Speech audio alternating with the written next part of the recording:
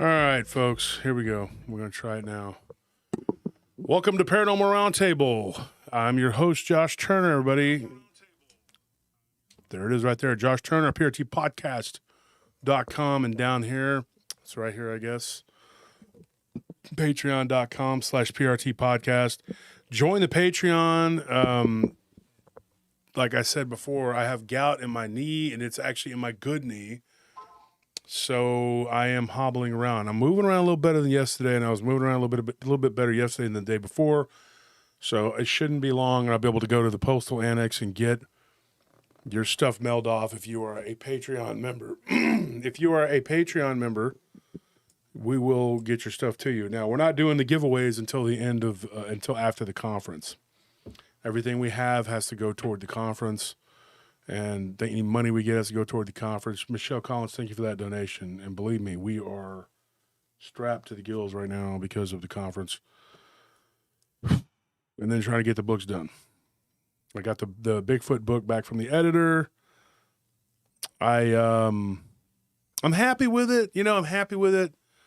I did the first one, and then I did the second one, and I thought, I went back and was going back and forth, tweaking both of them. And then I started messing with the Dogman book and tweaking it a little more.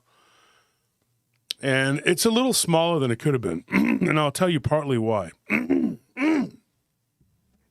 on. Jeez Louise.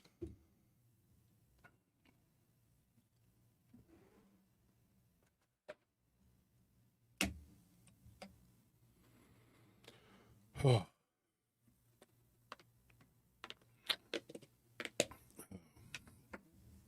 Get something to dry this with. So I'll tell you why. There was another chapter completely that we didn't do. We as a team talked about it and decided maybe, and then we cut what should have been almost a chapter down to about 2/3 of what it was, and then so it made the book smaller. But don't worry, because I'm going to write more. This is the Werewolf Dogman book was my first project. I tried to write the Bigfoot book. I didn't try to write it differently. I just felt like I started off with like 24 witnesses and whittled it down to like 8 or 9, and they just each had so much to say that I just went into great depth and detail with those particular witnesses. And so I don't know if the roles were reversed, the other book would have been first. I don't know how that would have played out. I don't know. I can't tell you. All I know is what is, not what would have been. And so, hopefully every time I write, it will get better. I'm not going to rest on my laurels for too long. I'm going to write a ghost book, which is I'm already getting that started in the works.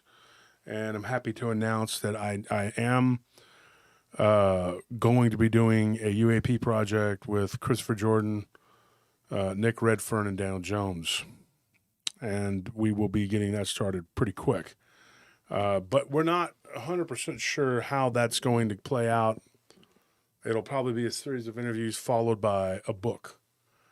And I'm not real sure how that's going to go, how that's going to play out, and what that's going to entail. But it will probably go simultaneously with the ghost book because there's 4 subjects that I look at: the Bigfoot phenomena, the Dogman phenomena, ghostly hauntings phenomena, and then UAP phenomena. And they all kind of collide. We get a few more people in here, and I will go into some stories. I'm not going to take a long time to get into them. I'm just going to let some people get in the chat, and in the meantime, you guys can tell me the Goatman Slayer.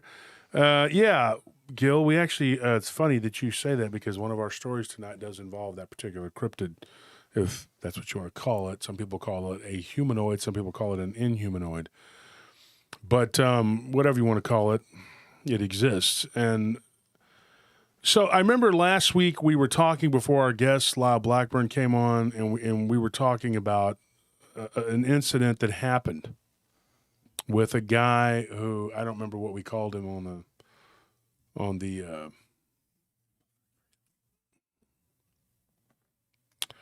I don't remember what we called him. Did you Anyway, so I don't remember. We were talking about a guy who had been abducted in the cornfields of Nebraska, huh? So anyway, we were. I wanted to, and I actually emailed the guy yesterday, and I got a response, and we went into a little more detail about his encounter because a lot of people were asking me questions about his encounter. Last night or Friday night when I was leaving the studio, I also got a message from Instagram from a person who said, "I have a story to tell you." And a lot of times there's it's stories you got to kind of like you put them to the back and you go whatever, unless it's pertinent to what you're talking about or what you're going to talk about. So I read this particular person's story. And I messaged them back, and she was very forthcoming. She's used to live in Laredo, but she was there visiting family. She had an abduction experience on the 35 corridor. And I was trying to get a hold of a friend of mine who's an author that lives in Laredo and see if maybe he could follow up with her for me, which I'm going to do. Davis. Yes, because I went by his last name. So Davis, actually. Davis was the guy. Now let me give you a little bit of story about that. I went back and I talked to him, and we had a conversation yesterday. And one of the things that Davis told me was that his abduction started when he was 17. He's now 34. Okay, I'm sorry, I'm wrong. He's now 36.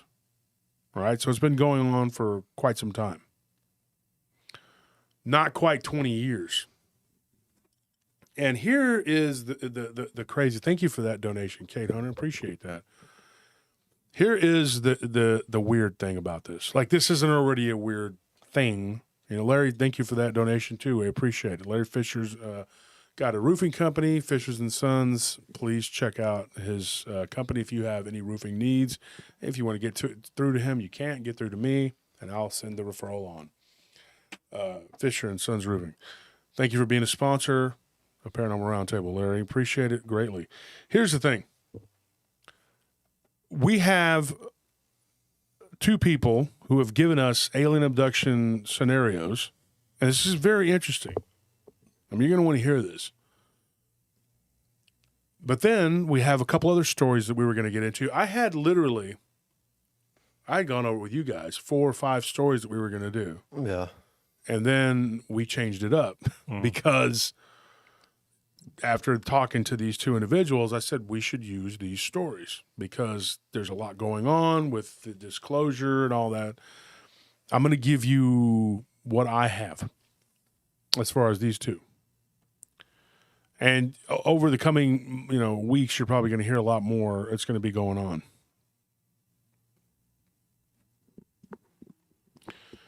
Here's what I'm going to tell you. This woman messaged me. We'll call her, I don't know, I didn't even ask. I didn't even have time to get her name. I know her name, but not her last name. I know her last name. We'll call her LG. And she told me a very interesting story. She's like, I was listening to you talk about the witness that had the alien abduction that happened in Nebraska. And she said that I have something to tell you that's very similar. And then I just kind of read through a little bit of it, and then it intrigued me. So I said, you know what, I'm going to go ahead. I was in great pain yesterday. And I just, but I was like, you know what, I'm going to read this. And it really struck a chord with me. When I explained to her,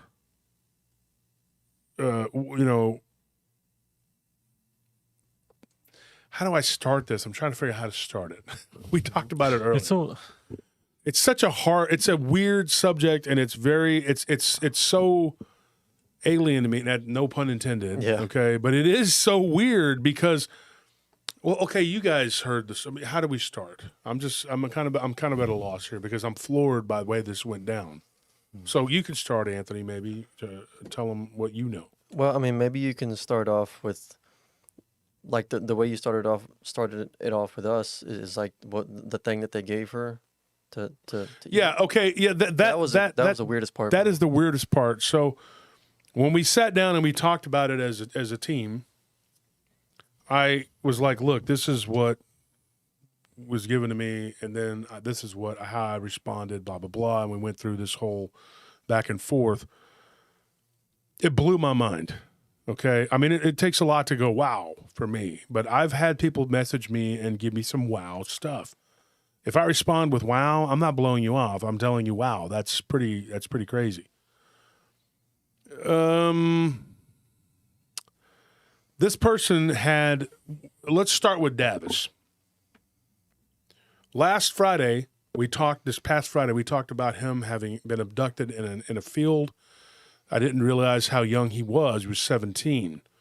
And at the time that he had wrote to me the story, he was 34.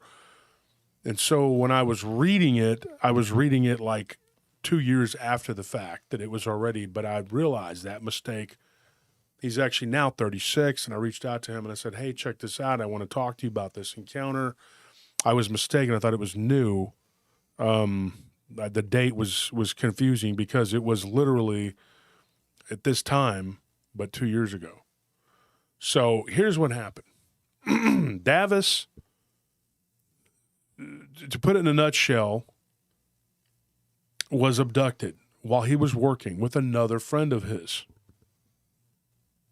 Now, him and this other guy had missing time. His abduction scenarios continued. They continued to happen. And like I said, it went on and on. Eventually culminating in him being introduced to another species of alien, which was kind of given carte blanche to talk to him and as he said it, interrogate him. They had only been coming around. This was about 10, or no, he said, I think it was 2 years after he started. So if you do the math, it was 19 years or 2 years after you start, 17 years. And they told him that they had just started coming to this area. And they were being cordial, not really friends with the current aliens that were here. Well, there was way more to the story. One of the things that I found out from this individual was not only did these other aliens had they started coming here, but they were benign in a way that they did not believe in being allowed to abduct people. They didn't understand the right that the other aliens had to abduct people. They believed in observing. And so, but this is a scenario that had been going on for a long time, and so they didn't intervene or interfere. But they did look different. They looked human, but there were some weird differences. One in particular, and people were asking me about this after the show. The eyes, he said, were 2 to 3 times larger. So imagine a person who has a normal-looking head, but their eyes are like this big.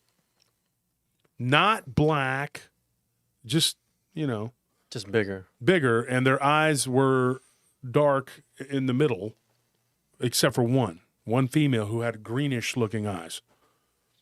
Now, that was one thing that was peculiar. They also had smaller mouths and smaller ears, but they did have them. He said that they didn't have very big features. They were sort of thin and svelte looking, my words. The way he described them to me was that they were very pleasant people. And he remembers them having a smell, kind of like a sweet smell about them, kind of like flowery or something. He didn't know what it was that caused it, but it was something that he remembered one day when he was getting flowers for his wife. He said it struck him like he remembers the smell, because smell is tied to memory. And one of the things, too, besides all that struck the memory in him, is that they all were wearing blue. They weren't blue-skinned, but they were all wearing blue, and that they were sort of an olive skin color. There were 4 of them all together. One in particular was lighter skinned than the other 3. But they had bigger eyes and smaller mouths and not real big noses. Very striking features. They said that they were good looking, you know. One of the things he said, though, that they gave him something to eat. Now, this is where it gets a little, you know, and he told me this in the conversation. He says they gave me what seemed to be a cake. It was like a yellow square cake. Not like, it was like I said, you know, like cornbread. Yeah. But it wasn't, there was no brown on the top. It was just like a yellow cake. If you were to cut the top off and the bottom off, it would be like cornbread. It had the texture almost like cornbread. He ate it. Here's the thing. Anytime you hear stories of the fae, of fairies, they tell you don't eat anything. If little people in the woods approach you, and I'm going to be real serious here, not being funny or jokey, whether they're playing a flute or they're doing whatever they do, don't eat anything they give you and don't drink anything they give you. Don't give or drink anything to them. Right? Don't do anything. Okay? And it's no joke. I'm being serious. He ate this cake. He went back to sleep. Here's the weird thing. When you ingest this, he says, dude, it just starts to dissolve in your mouth, and it becomes like kind of like a little bit of a paste or a goo, and it just goes down your throat. He said it was like eating nothing. But he was no longer hungry, and the way they described it was, this witness, he says it was almost like a simulation. You know, and they called it nutrition. I forgot the words they used, and they didn't say the words. They were, you know, in his head. It was like telepathy. And he said that it was like a nourishment. Like, I forgot what the word he used, like a nourishment. Talked about it with Barton earlier, and I can't remember what the word I used. Barton, if you're in the chat, you can tell me because we went over this case. Anyway, that's what it was. It was just basically for nourishment. Well, after he was dropped off, and this is like the half a dozen times in that he's been abducted. Never seen these people before, these beings. They're not people, they're beings. He said, I went to work. I didn't get tired. I wasn't hungry. First 3 days, he didn't eat anything. He said, I didn't even thirst. And the weirdest thing is he didn't sweat. Like he was out in the field. He goes, I worked for 3 days straight. Didn't sweat. Didn't break a sweat. He said, one day I worked 11 hours. Wasn't even tired. He goes, I went home and I laid there. And he goes, the next thing you know, I just got my hands behind my head and I'm just laying there looking up at the ceiling for hours. And then I slept for a few minutes and then I got up and went back to work. No tiredness. Makes me think that this was some form of energy that was in the form of a simulated nourishment. That's what I think. I can't tell you 100% that that's what this was, but if I had to put my finger on it and say, hey, look, this is what it is, this is what I think it was. I'm going to tell you right now, folks. I had a talk with this person. No, it wouldn't be like meth, Sugi. No, he said it didn't make you jittery, didn't make you jumpy, just gave you energy, but you were not, it wasn't like drugs at all. At all. Now, we're going to do a show. We already did it, but we're going to release it on Tuesday. You remember when the woman says that she ate something that tasted like music? Yeah. Okay.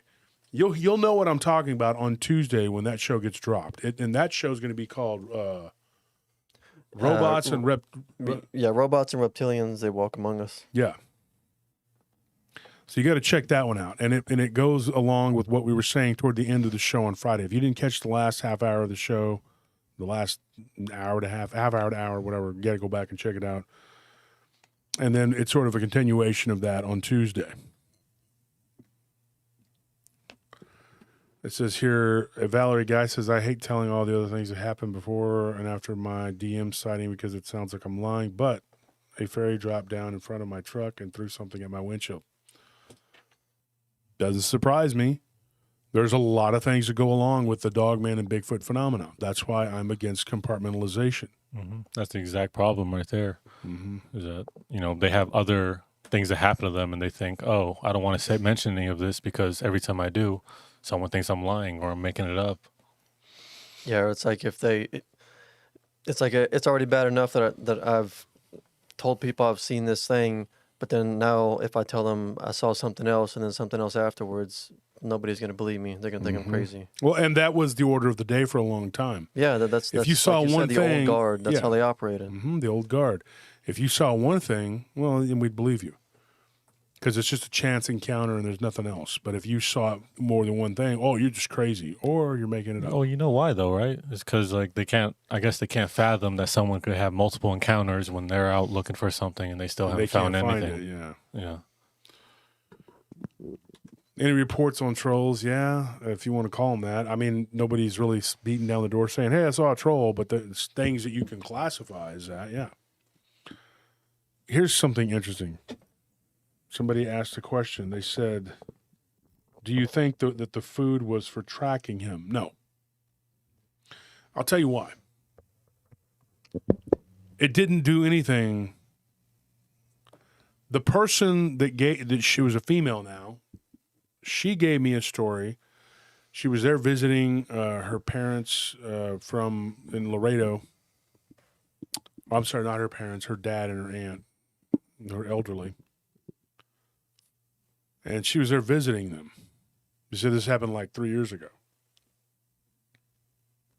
She was coming out of Laredo, and she was about 20 miles away, and she gets really tired and somehow falls asleep but doesn't know how it happened. Wakes up on the side of the road, and it was dark. Really dark. Doesn't make sense, right? But she remembers being picked up, taken aboard what she believes was some sort of craft. She didn't see the craft. Never saw an orb or anything in the sky. And was greeted by what seems to me to be the same sort of aliens. Here's where it gets really, really weird, how the similarities.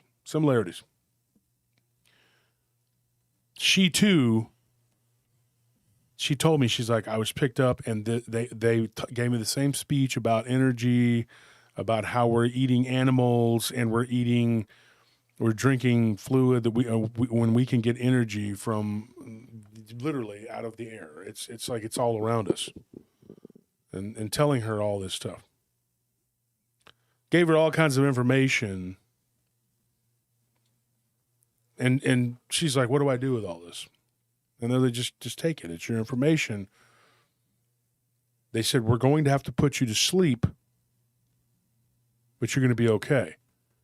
She wakes up. She's on a table. They asked her if she was okay. She sat up, and they showed her what looked like a grain of rice, metal-looking thing. And they said, this is a tracking device that was put in you by another species that treats you like y'all would treat, or you guys treat, you didn't say you guys, but you treat animals. And she said that we have to, they told her we have to do better. We can't eat animals. Eventually we have to stop doing that and not even consume the plants. We're not supposed to do, like vegetarians are like, I only eat vegetables. Well, that's good, but according to these guys, you're not even supposed to be doing that. But they were pretty adamant that we're not going to advance or go anywhere from where we're at, according to this woman. And I was like, that makes sense. If you look at these two cases side by side, and now maybe I jumped the gun, and I did think about this. I thought about it later, but I told her about Davis's case. And I said, there was an incident that happened with him.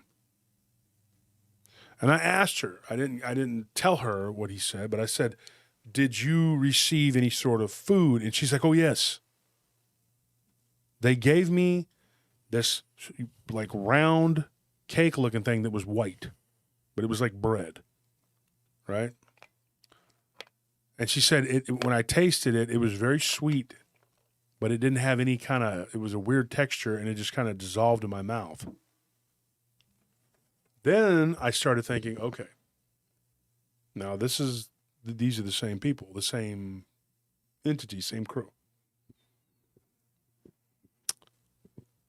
What's really bizarre about that, and that she was able to eat this cake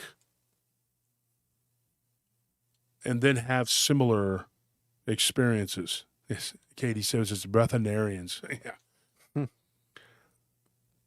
It's weird. Okay, I get it. I know it's weird. But one of the things that really struck me, just more than struck me as odd, was that when this woman ate this cake, the same symptoms, everything happened, but not exactly. Not exactly. Not totally the same. She said for about 3 days, she had just like infinite energy. She didn't get tired. She worked her job, which wasn't an outside hard job, but she went to the gym every day. And she goes, I didn't sweat. But here's what's weird. Like, this isn't already weird. They both had the same expulsion of waste. Like, it was massive, like the first day. And it wasn't like they didn't feel sick to their stomach. There wasn't any illness involved. It was like a cleanse. And I kind of made a joke, and I wasn't trying to be crass or funny. Will this cake be at the conference? Absolutely. But no. But thank you for that. Thank you for that donation, JFA. Here's what I thought was just beyond the pale, just as far as weird, whatever. She said she didn't sweat. Same thing. Didn't get fatigued, but only went on for about 3 days. And then about the 4th day, she started to go back to a normal sleep pattern. Then the 5th day, and then by the end of the week, she was like, it was normal. Everything was back to normal. You know, it's interesting. Go ahead. I was going to wait until after you mentioned that part because Sugi mentioned maybe the cake removed toxins from his body, and he just felt like we're actually supposed to feel all the time. That was when you were talking about the first story with David. Yeah, and that's one thing we're going to get into too. We're going to get into all this, folks, okay? Because this is something that when you start looking at this situation and you're going like, what is going on here? Now, when I asked her, she didn't volunteer it. When I asked her about, you could argue that maybe I planted the seed, but I'm careful when I interview. I don't think I did. It was weird. She volunteered that she had eaten, now, 2 different cakes, though. One was yellow and the one was white. She was adamant that it wasn't yellow and there was no yellowish tint to it. Did it look like the other guy, any other food? he said, no, nothing that she had seen. But Davis reported that it looked like a yellow cake. Yeah. Like if you were to eat like a Duncan Hines yellow cake, Pillsbury, whatever. I was like, don't drop it. I hope you don't drop it. That's all I know. Don't drop that yellow cake. That's all I've got to say about that. I mean, it's Pray to God you don't drop that. boom. You're going to blow up. It's just boom. You never know what's going to happen. I know what I'm doing. I know what I'm doing. Leave me alone. You know, so this is what's weird. Okay? You get a story from someone, and then somebody says, I have to speak to you. It's very urgent, blah, blah, blah, blah. Then they go on to tell you this. I have had listeners tell me, too, that they saw something going on with me, and then they were correct. And whenever they began to sweat after the week or so, when their bodily functions returned to normal, it was after they began to eat regular food again. I believe this, that these aren't, this cake wasn't even real. It was like a simulation, and they were just given energy pellets of some kind. But because we as humans need to absorb something like orally, that's how we are conditioned. That it gives the illusion that you're getting something, some kind of nourishment, right? Like a placebo effect almost. It's like a placebo effect. Yeah. And then you're sitting there going like, well, this is just, I mean, this is bizarre. Somebody had John Sablon. Yeah, that's the joke there. And hi, Letitia. I see you in the chat. 30 days. Yep, 30 days and counting. Yeah, we got just a month till the conference. If you haven't gotten your conference tickets, please get them. They are starting to sell quickly now. So if you want to go, go get your tickets. There's going to be a few lineup changes. There's going to be a different person that's going to be coming. We haven't even gotten into it yet. But it's pretty much everybody, the same main people. And thankfully, the water park is still there. So yeah. So, but we have more than enough speakers to fill slots because everybody that's going is going to be somebody. So the one that they can talk. So we have a lot of people. All the main people are going to be there. We had unfortunately Nick Valenti called me earlier in the week. He's moving to North Carolina and he's having to work like every day.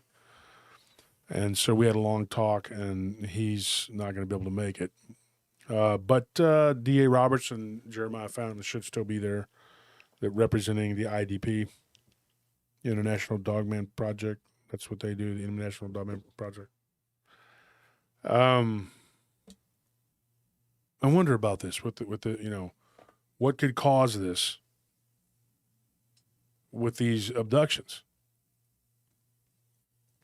This is what's weird. She had a tracker that she didn't even know she had. And when they showed it to her, they were like, this is what was inside of you. She's like, how did that get there? They were like, do you have any recollection of being abducted? She said, no. And they told her, they said, when you were 9, you were abducted. And it happened 3 times. No, Miss Tessa, I am sorry, but we will never do a conference in California. Not in California. It's just too much red tape and too much trouble to do. I'll never do a conference there. You won't get enough people to go. It's just not going to happen. You would have to do it somewhere in the East if you were going to do it, I'm going to be real honest with you. I'm not doing this next year. This is it, folks. Come now or forever hold your peace because I don't know when we're going to do it. I'm going to write more books. That will happen, and the show will go on, but I'm not doing this. I've already lost a ton of money on this conference. It's worth it to me if enough people show up and have a good time, right? Yeah. Mm-hmm. But I have lost a lot of money, and it came at a very critical and rough time. So I'm not planning on these guys dirty or something. I can't see them. And just put these on. The goal wasn't to profit from it in the first place. It was just to bring people together, like especially everyone who's going to be a speaker there under the same roof and just under the same banner. But being able to at least pay for it would be would be nice. But it's the whole coordination of it is stressful, and then financially strenuous on top of that. So after this conference, that will have fulfilled your goal. So, the whole losing money thing is not. It's a hit, but it's not the end of the world. Yeah, I mean, it's worth it to do something for our listeners. And I'm sorry, Miss Tessa, that's the way it is. It's just No, we don't. Not AP. No, it doesn't. We don't. We don't have any sponsors to do it. Whatever. It's all coming out of my pocket. Our pockets, basically. No, we don't have sponsors to take care of us. We just don't. I could sell the show. They're going to say sell me, and I'm like, what? I don't think anybody buy that, but I could sell, PRT, which that would suck, and then I could go to work for them until I was tired of it, which would probably take about 2 weeks. And then we would be out of a show. What's up with this counter, dude? This thing is jumping all over the place. But the viewer counter? Yeah, I guess up there it says 457, and now here's 385, and it went up and down, up and down. I don't know. It's just YouTube being YouTube. Yeah, and they don't know if they're gonna let us. Last week's episode, I don't know. We said something that we got flagged for. I don't know. Yeah, it's under review right now. Yeah. So I don't know. We'll see what happens. But yeah, the whole thing with this abduction thing is just weird. I don't know what to make of it. I asked her, this person, LG, for her family in Laredo. I was like, do you have any recollection of ever being abducted before? She says, no. Okay. Let me ask you this. I told her. I was like, did they jog your memory to show you? She said, no. They didn't do anything like that. They just told me that it had happened. They also pointed out that the people or aliens that were responsible were not benign. They were not nice, and that they had been dealing with this. Now, this is really weird. Take a guess how many years? how many years that this other species have been dealing with these, trying to help people who had been abducted. Oh, I have no 2 idea. decades.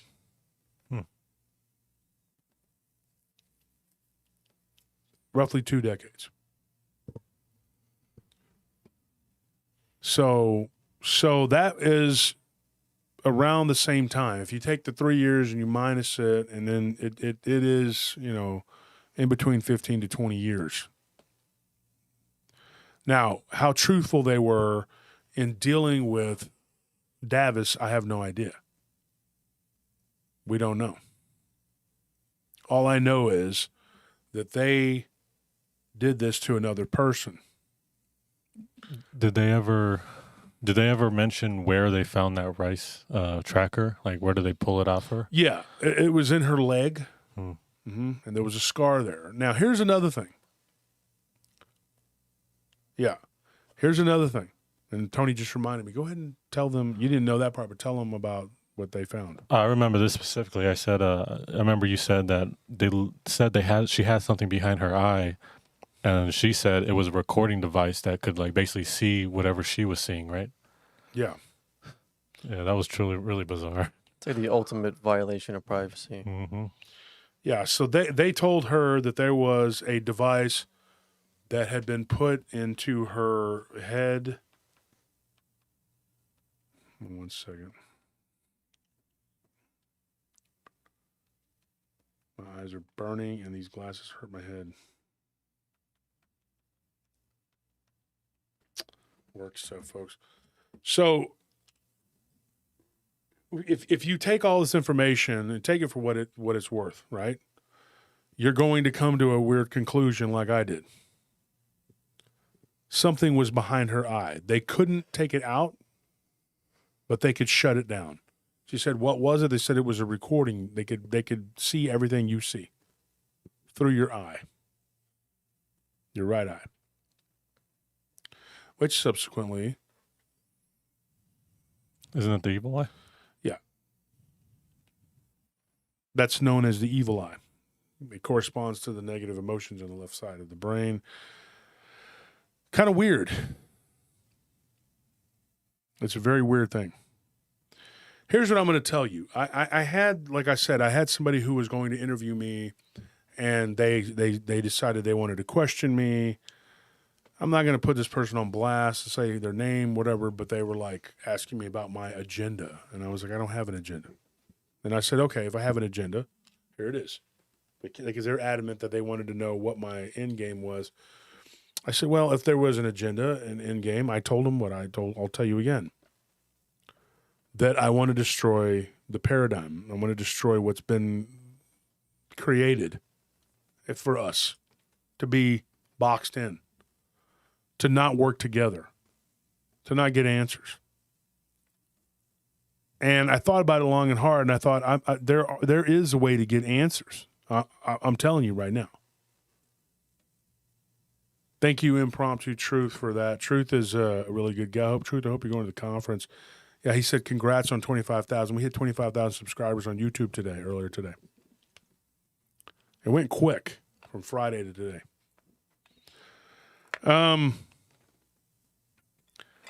I said, look, in destruction, I see clearly. What does that mean? That sounds so aggressive. I said, when you knock down an old, rotted, decrepit building, you can see the forest for the trees. That's what I told her. It sounds just so aggressive. I said, well, it is. Because I want to knock down the barriers. What I want, and I'm going to tell you what I want, and what I just think that needs to happen, and it gets me aggravated, is that compartmentalization needs to be destroyed. Which is why the UAP project I'm going to be doing with Nick and Nick Redfern, Christopher Jordan, and Daniel Jones is so important. It needs to be dealt with. It needs to be handled. When me and Barton did the Bigfoot project together, which was a series of interviews that we did, like I've said before, we were like, dude, what is going on here? All these people have been abducted. I'm going to tell you another story. This is going to be story night, okay? It's going to keep going. But before I tell you these other couple stories, and one of them is going to be very compelling, I want you to know something. I was talking to my editor, Beth, today. We had a really good conversation. She's a very, very intelligent woman. She's going to be at the conference too. And we talked about it this morning. We talked about the Dogman book and the Bigfoot book. I felt like I tried to do the Bigfoot book too different. Like I tried to push it to like evolve quickly from one to the next. I should have just let it go. You know what I mean? Like I wanted to be more journalistic. And I'll tell you why, folks, because I think that the Bigfoot people are very judgmental in a lot of ways. It's a much older subject than Dogman. And they have their cliques. This is one thing that I was told by a researcher friend of mine who I'm very close to. He's an author too. He said there's all these cliques. There's a southern Bigfoot clique, a southeastern clique, a Midwestern clique, a Northwestern clique, a West Coast clique. It's just real cliquish, you know. And you go to these different conferences and you have to deal with that, you know. Texas has its own little, you know, and it's very cliquish. So when you are around these people, you can feel it when you go to their conferences and you're not really one of them or whatever, which is why I don't go. Because I'm not going to sit there and then someone is going to do something or say something that I'm not going to agree with, and I'm not just going to sit there and take their crap. It's already happened once, and I'm like not interested in becoming or being marginalized by someone in their ridiculousness. There's a conference here in Texas that I will never go to. You couldn't do it. I wouldn't go if you put a knife to my throat. I wouldn't go. I don't give a crap. You could pay me all the money you could find. I wouldn't go. I'll never do it again. I'll never go ever to that guy's deal ever again. The way that we were treated, why would I go? Why take my money if you're not going to promote me in any shape or form or do anything that you said that was going to happen, and then treat me and my people the way that we were treated? It was just real. It was crazy. There might have been a time when we would be like, well, it's just growing pains. Those days are over. There are no more growing pains, okay? And when people do what they do, they reap what they sow. And this person treated me and Barton and everybody else like we were just like, you know. I just laughed. And Tony, you were there. Mm-hmm. And I told Barton, there's going to come a day. There's going to come a day of reckoning for all this. You watch. So compartmentalization, that's the enemy. I explained to this person, too. I said, have you ever heard of Oda Nobunaga? She says, yes. Go look him up. He united Japan. That's what he did. He didn't live to see it happen, but Toyotomi and Tokugawa and all his lieutenants, they took care of it. They did it. They fulfilled his dream. So it's only a matter of time before things change. You know, people used to tell me, you can't do this, you can't do that, in every arena that I've been in. And you know what I used to tell people? Why is that?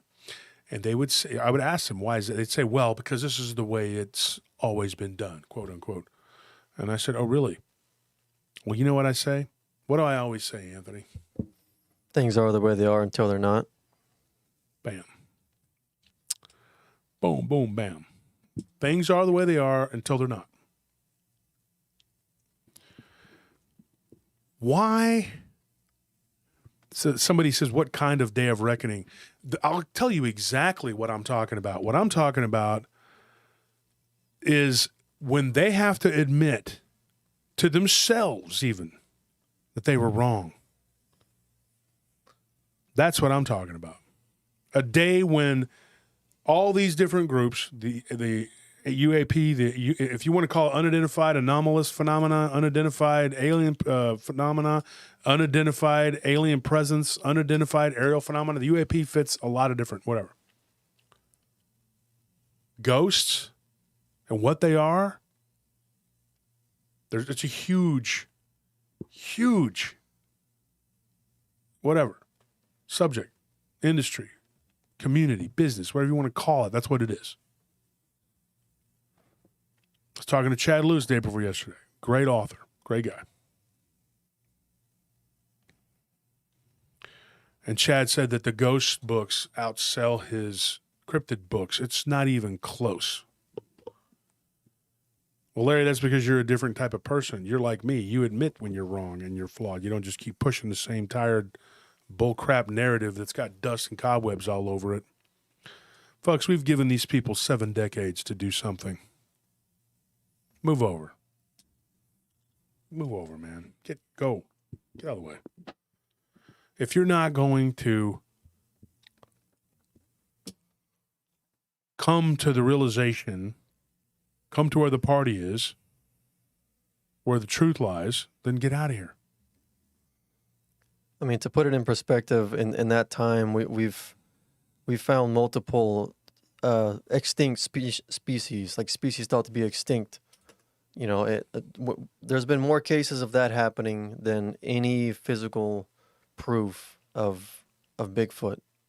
You know, and it's because there's more to this thing. It's not just if it was just an ape running around, then how can we find extinct species even in the depths of the ocean?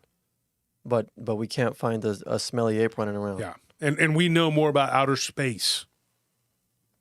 We know more about the ocean. And we can't find this being. Come on, dude. It is a time that everyone who has any sort of sense, I don't care how old you are, how young you are, you have to face facts. And God bless them. I have some friends that are great people. But they now look at the dogman phenomenon completely different than there is no physical. It's you're not going to find one. You're not going to find a species, a specimen, whatever, unless there's something, a handler or something behind it. Folks, what we have now is the ability to take a 50,000-year-old animal and turn it into a reality. It's almost like Jurassic Park. These things, there's nothing new under the sun. I had a 2-hour conversation with Bettina Moss last night. We talked about this. Nothing new under the sun. It's all been done before. And I'm going to tell you something. I'm going to bring it all together, right? These things are the remnants of something that lived before us.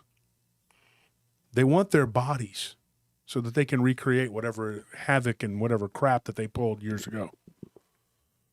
But in the meantime, they're spirits. Having lived in a haunted house, it gives you a perspective on it. They can literally physically manifest as something that can hurt you. They can hurt you. They can attack you. I promise you, they can kill you. They can. Okay? They can also move in and out of reality like we don't understand because they are not from here. The ones that are flesh and blood, there's two different things going on there. Inner Earth is the only logical explanation, and then the ones that are genetically modified by modern day humans / aliens / whatever you want to call them, alien beings, whatever. These aliens that talk to LG, now you guys went over this case with me. Do you remember what they said to her? Do you know, Tony? Do you remember what they said to her? And I'm going to ask this very specific question. What did they say? Okay, in regards to how long we have been here, where we should be, and what did they say about a past? Do you remember? I remember them saying that we're stagnant and that, unless we learn to either stop eating animals and stop basically destroying everything around us, that we're never going to be able to move forward. Consuming everything. Yeah. The other thing they said was that there was a civilization that was way, way, way advanced. Their people had been here. Get this. In Earth years. 100, listen to what I'm going to tell you. 147,000 years ago. They came here and interacted with a human-based civilization that was highly advanced and was almost to the point of not needing to take and suck resources from the earth. Something happened.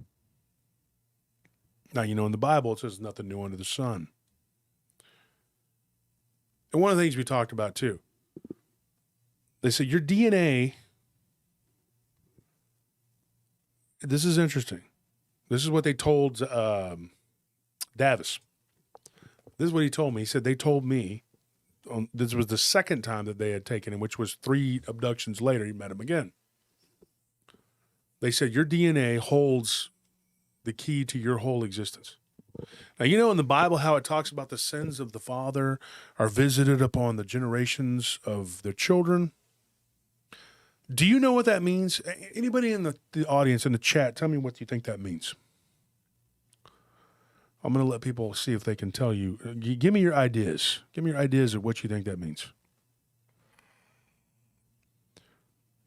I'll give you a few minutes here. And then I will tell you my theory on that.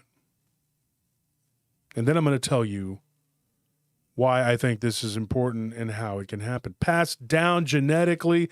Sins are genetically passed down. Thank you. This is why my show and my listeners are the smartest freaking human beings in this whole arena. Genetically passed down. And not to put my brother, I love my brother, and he's in the chat, and his son. Both of them worked for my friend Arash, 3 years apart, or 4 years apart. Arash said, if I didn't believe in genetics, I do now, because Zane was like D, but just his son. His mannerisms, everything about him. Everything, every bad habit he had. It was genetic. Now you throw in, you take genetics and you throw in the environment and you get the soup that makes you who you are, right? These people, beings, whatever you want to call them, D says, watch it. I love you, bro. You know I'm just messing. But look, when you look at this situation, everything okay? Yeah. When you look at this situation with these two people being abducted, and now just wait, folks, because I'm going to tell you a really crazy story. I promise you. It's going to knock your socks off. When you look at their situation, right? Just those two people. Now, we found another one. We went back and looked into the archives. There's another one. It's crazy, right? This other person, I'll call them C. But she had an encounter. You start going like, what's going on here? These beings, so far, seem to be benign. They go around, they abduct you, but they take the trackers out of you. Somebody told me earlier when we were talking about this, they're like, well, what if they just put their own trackers in there? I have no idea whether they do that or not. But they don't treat these people the way the other alien species do. When Davis was re-abducted by them, they asked for permission. They literally came to his door and they spoke to him and they asked him if he would be willing to come the following week. And he said yes. Now, they don't have to ask you for permission. They could just do it. This is probably the closest I've ever come to having anybody tell me that they're nice. Because when people tell me, oh, there are great space brothers, we're their friends, and let's all take a ride. No, I'm not doing that. I'm not getting on board with that.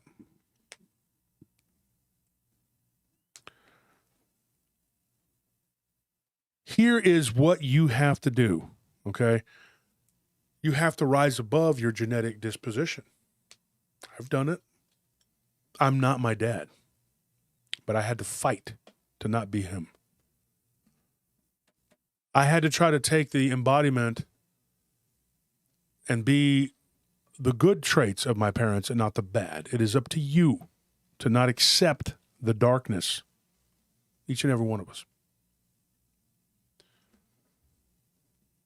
There is energy that exists all around us. Nikola Tesla talks about it. He's like, you just have to grab it. You have to take it. You have to embrace it. He believed in a God, but it's in a God in the way that we can't fathom. That's how I believe. We can't fathom God. Please stop trying to make him into some sort of physical being. Stop trying to make him. The Holy Spirit was sent here as the Spirit and representation of God in the Spirit. It's his Spirit. It's what makes him God, and what makes the Holy Spirit the Holy Spirit. Right? Jesus was the physical representation because we needed to see it physically. It's a representation of God. Every day when you wake up, you get up, you brush your teeth, you take a shower, hopefully. Not everybody. You go and you got to drink, what you drink your coffee if you're one of those kind of people. I don't drink coffee. I drink decaf because it's actually got some health benefits. I don't drink it for any other reason. And I like the taste. But I don't drink caffeine. You do what you do, right? You live your life, right? It becomes a routine. You get up, you go to work, you grab something to eat, you come home, wash, rinse, repeat. And you think this is the world. This is life. This is what is real to me. You don't think that the Devil's Backbone or areas like Sedona, Arizona, or Mount Shasta up in California, or the LBL in Kentucky, Tennessee, or Skinwalker Ranch in Nevada. You don't think of those places and go, oh, that's real. That is what is reality, right? No. What you think is the reality is this right here. You're putting on your shirt and your pants and you go into Well, I don't, but you go to Walmart. I don't rummage through, goods from, whatever, from a country that hates us. But, some people do. They go there. I'll do anything to avoid going there. Anything. Anything, you know that. Yeah. And Target is just as bad now to me. I won't go. I will just drive through an inferno to not go to either one of them places. But you go and you shop and you do what you got to do, and you go to we have the grocery store here, H-E-B. I was walking around H-E-B a couple weeks ago with my wife, and it was just the mundane, watching everyone else shop and do whatever, and you think this is reality. Those places out there, those are areas of high strangeness, right? That's where the weird stuff happens, right? What if it's the other way around? Sugi, yeah, I agree. I totally agree with that.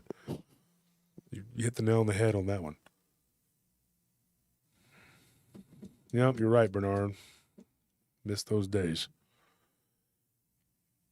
But what if that is the reality? What if it's the flip side? This is a paradigm that's been created for us, a simulation for us to just go around in circles and feel comfortable. Like when me and Garetano were talking, like Dark City. Go check out those interviews and then go check out Dark City. It's a crazy show, the idea.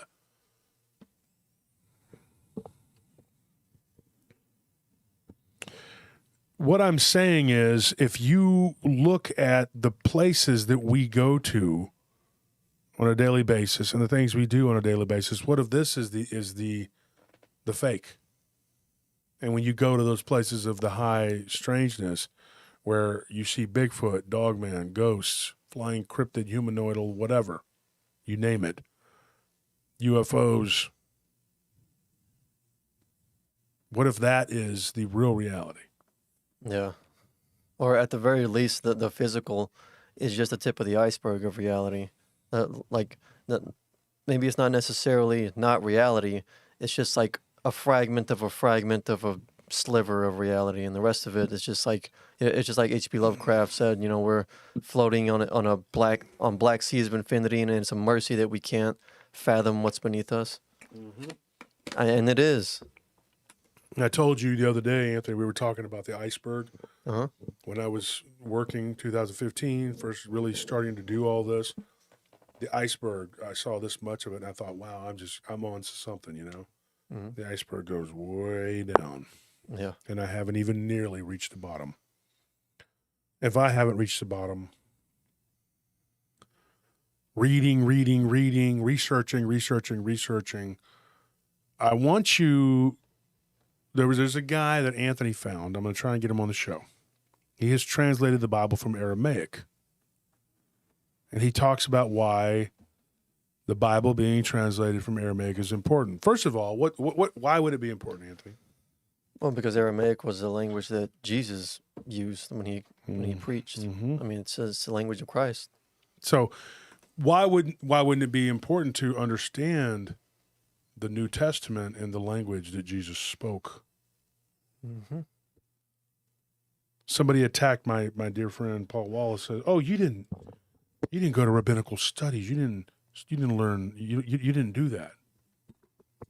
You cannot qualify to talk about the Old Testament. Why not? Archaeologists do. I'm telling you right now, the world's not what you think it is. It's not the reality that you think it is. When you sit back and you put on your pants every day and you brush your teeth and you do whatever, that is patternistic behavior that comes from the amygdala, the reptilian brain, right? Yeah.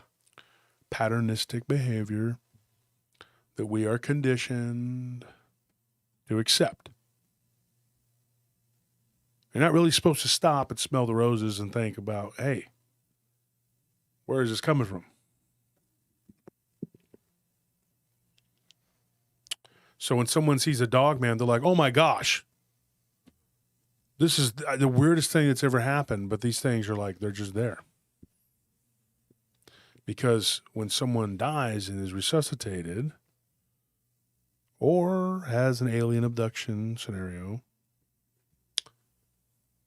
9 times out of 10, they start having paranormal experiences. Right?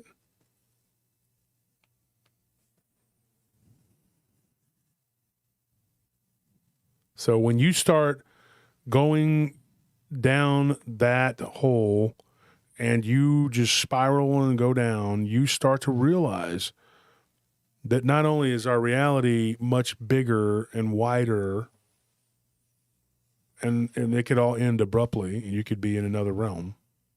That's a freaky thought. If you don't listen to any of my podcast episodes, I tell people listen to alternate realities. You don't got to listen to anything else. Just listen to that. And you will figure out the world is not what you thought it was. Werewolves, vampires, gargoyles, flying humanoids, sea creatures, everything you could possibly imagine. They're there. It's by the grace of God that you don't see them all the time because you go crazy. People are like, oh, I go crazy. Because we're not really equipped, you know? Yes, Wildflower, there are dimensions right beside us. I don't know about that, Bernard, but I know there's some pretty freaky stuff out there. Look at the analogy, and I talk about this because I liked He-Man when I was a kid, but He-Man brings together two important aspects, fantasy and science fiction. Fantasy always deals with magic and whatever, and the medieval type thing, whatever, and then science fiction is what? Lasers and flying, machines, whatever. But it brings them together. Two different genres brought together, and they did a really good job. That's why there's been so many reboots of it. But that is the closest to reality. One chases the other. Our reality is literally based on magic that has yet to become accepted science. Any science professional that will tell you that that doesn't exist, they're not correct. I'm not telling you that I'm qualified to teach you sciences and history and everything else. I've studied more of it than the average person. Yeah, Jason Broussard, you're right. When you start to look at these situations through the lens of this is not really the paranormal, this is actually what's real, why would so many people see them? Why are so many people having sleep paralysis and seeing entities by the foot of their bed, by the side of their bed? Davis told me that he had several sleep paralysis episodes after his abduction. Get this. One of which he can't move, but he senses a hairy type creature standing not at the foot of the bed, but at the corner of his bed. On either side of him are two what appear to be very diminutive, tiny little flesh-colored beings.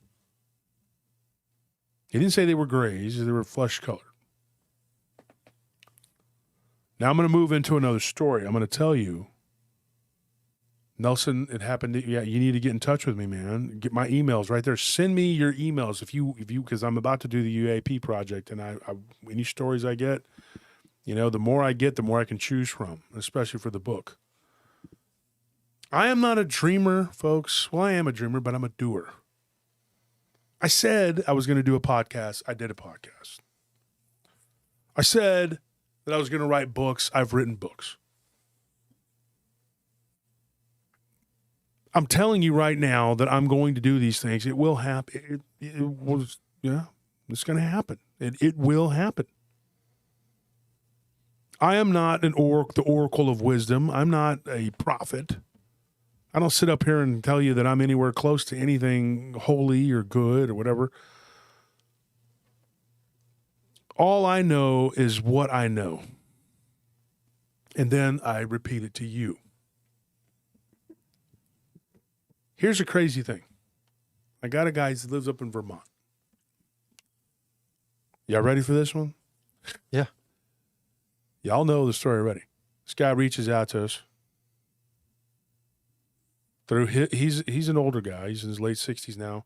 Doesn't watch the show, but thank goodness his wife's son does. And he had a friend that said, "Hey, you lived in this haunted house. The hell is weird stuff happened. You should get in touch with a guy named Wolf." And he called me that. Call me Wolf. The guy's like, "Why would I talk to a guy named Wolf? Sounds like a damn derelict. Guy probably doesn't even wash his car every day." I'm kidding. This guy didn't talk like he's a nice guy. He lived in Vermont. He grew up in Vermont. He was raised there. He lived in the South. He moved to the north of Vermont. His wife was from Connecticut. They grew up with very average, basic lives. They got divorced a couple years apart from each other, didn't know each other. They met each other later through some friends that introduced them when they were in their 30s. Been together ever since. Both had kids from previous marriage. They buy a big Victorian house. Beautiful. Big, beautiful house. Almost immediately, they knew something was wrong. Their dream house had a demon. You know how it goes. It's always that way, right? It's always. They always do that every time. It's like what they thought was their dream house was some bullcrap that turned into a nightmare. You know, nightmares become reality. You know, it's always the weird screaming noises. So, no, they did. It's the quintessential. We found a dream house. Demons live there. But it's deeper than that. It goes way deeper than that. They get a house. It needs some repairs, right? So they had plans to remodel. They each had sons that were a couple years apart in age. But they were able-bodied young men. And the woman, she had two sons. He had two kids. It was a boy and a girl. And so, at that time, they were like, we're going to make this into our dream home. Within a couple months, they were seeing full-bodied apparitions. Then they find out that someone it was weird, the story that I was told, that person died there. They find this out a few months after purchasing this house. It's not something you want to find out later. They were killed, and they weren't murdered, but they died there under mysterious circumstances. Right? And I'll tell you about that in a minute. Keep that in the back of your pocket. The daughter, the first one, she's over there and they're playing music and her friend's there, This was years ago. And they're playing like Bon Jovi, whatever music, I like Bon Jovi. That's what I'd be playing. I don't know. And next thing you know, the music stops. Then it starts to go backwards. It's like the CD was moving backwards or something. And it was like the words were backwards. Then they hear a very unpleasant sound. It sounds like a shrieking, sort of howling noise coming from the back of the property. And what the heck is that? They look back there. They see a large shadowy figure go back into the woods.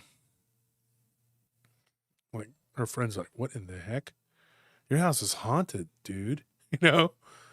Just then, a poster on the wall. Now, she did say, according to her mother, who I talked to the father, I didn't talk to the mom, but I read it, that they unfurled because maybe it wasn't tacked up right, so maybe she chalked it up to that. You got to rationalize it, right? This was like 2 weeks after moving in. So she's at breakfast on a Saturday morning. She tells her parents, I think there's something weird with this house. She's like, everybody just looked down at their plates, didn't get into it. Her friend was like kind of looking around, waiting for an opening to say she's seen something. Nobody said anything.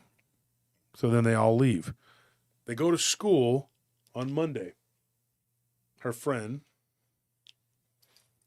name is Alicia. And tells her, Jenny, this girl's name is Jenny. She's like, Jennifer, I got to tell you something. I saw what looked like a man walking through the hallway, and he looked like he was bleeding when I was going to the restroom. And she's like, that's crazy. Later that night, she has a dream that something is grabbing her. And she sees this man as she wakes up. That is wearing overalls. That's all she knows. A big, large guy wearing overalls. She's like, she talks to her brother and her stepbrothers. She's like, are y'all comfortable here? They had a little meeting, and they were like, no. All but one of them was still in high school. And they were like, there's something, this isn't correct. Something's going on. We're having nightmares. The one guy said that stuff was being moved around. I mean, some change was missing off his dress. The ghost was very poor. Obviously, he was stealing change. I'm joking, folks. Stole about like, 350.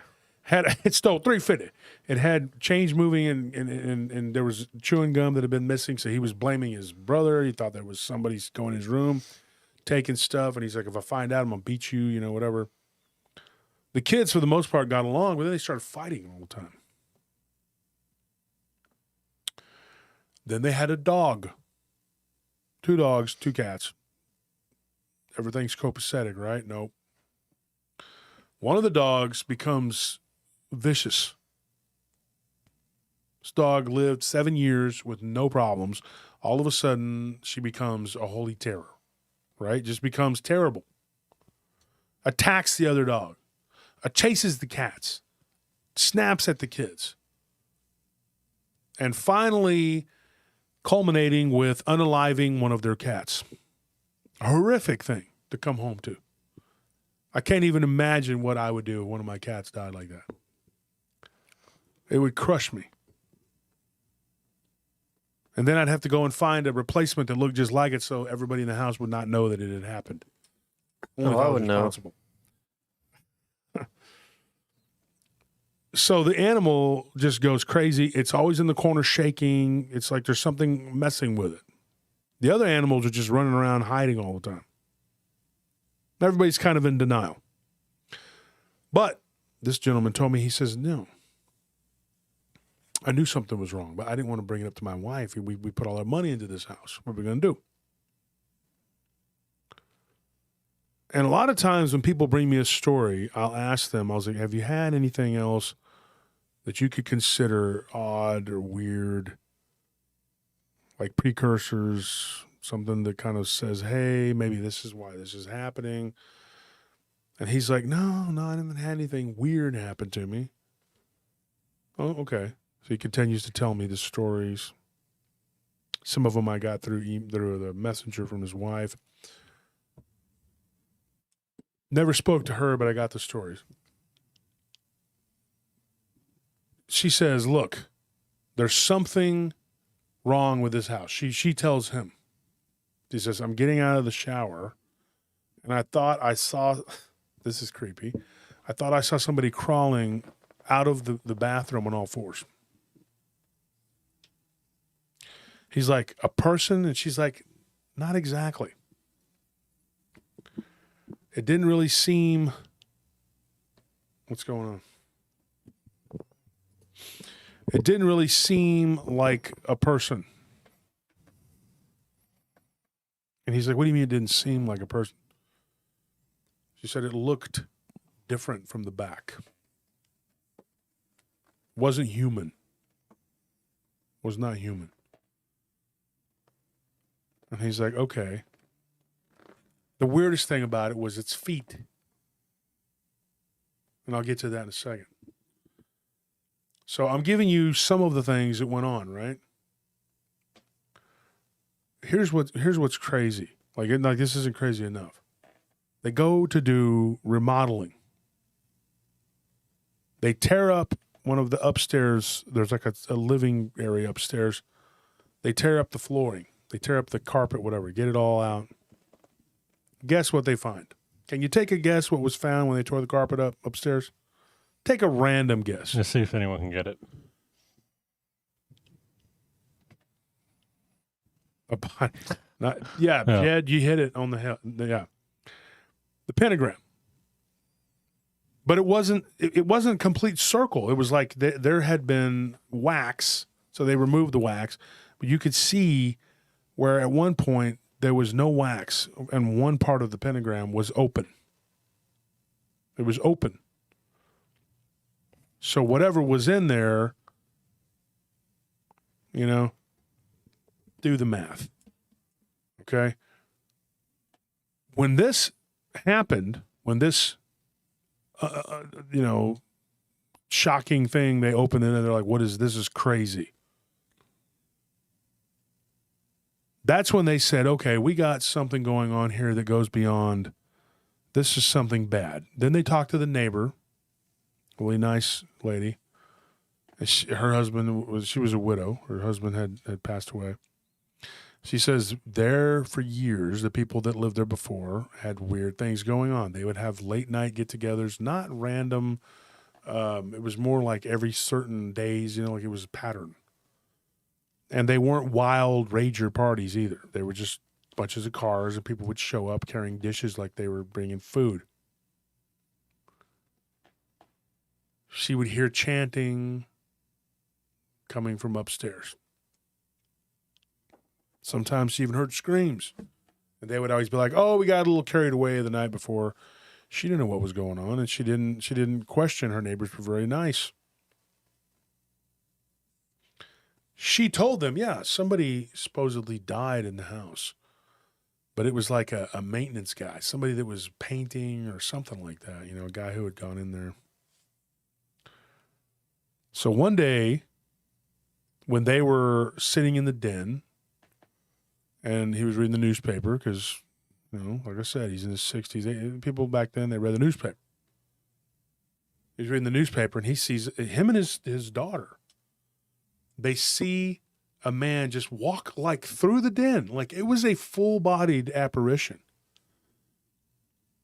And I know it was an apparition. When it goes through the den and into the foyer, out the foyer, into the kitchen, and they're looking at it, and when he rounds the corner, he was wearing overalls, and she's like in shock because that's the guy she had seen before. The back of his head was busted open. He was bleeding. Blood going down onto his overalls and his shirt, and she's like in shock, and the dad was like, what in the heck? And then he puts his paper down and goes to follow the guy. Guy rounds the corner, and then he gets around the corner, and he's gone. No guy. Completely gone. What ends up happening when the guy rounds the corner? He can't find the guy, right? He tells his wife, he's like, dude, this is, exactly, Holly M. Yeah, that's what I thought too. But you hear stuff like that. No, I don't think so, Bernard. I think it was like he had fallen off of a ladder or something. That's what they were told. And then he bled to death.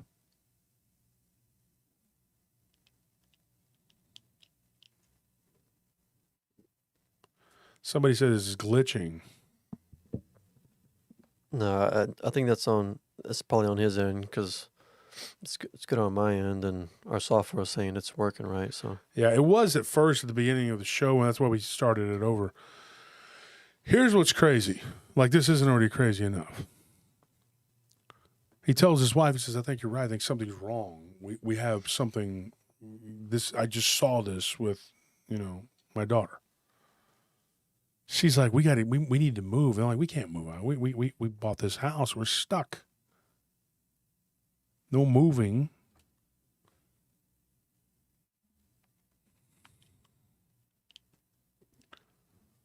Somebody says glitching still. I don't know. Anyways, when they got together and they compared notes, they figured it out. They figured out what had happened. They believed that this guy was the source of the hauntings and this is what was going on. No. He was there. And then there was a woman, the young woman that they kept seeing walking up and down the stairs, making noise. Middle of the night, they'd hear crying. Eventually, this is what happened. Where they found their cat that had been, unalived by the dog.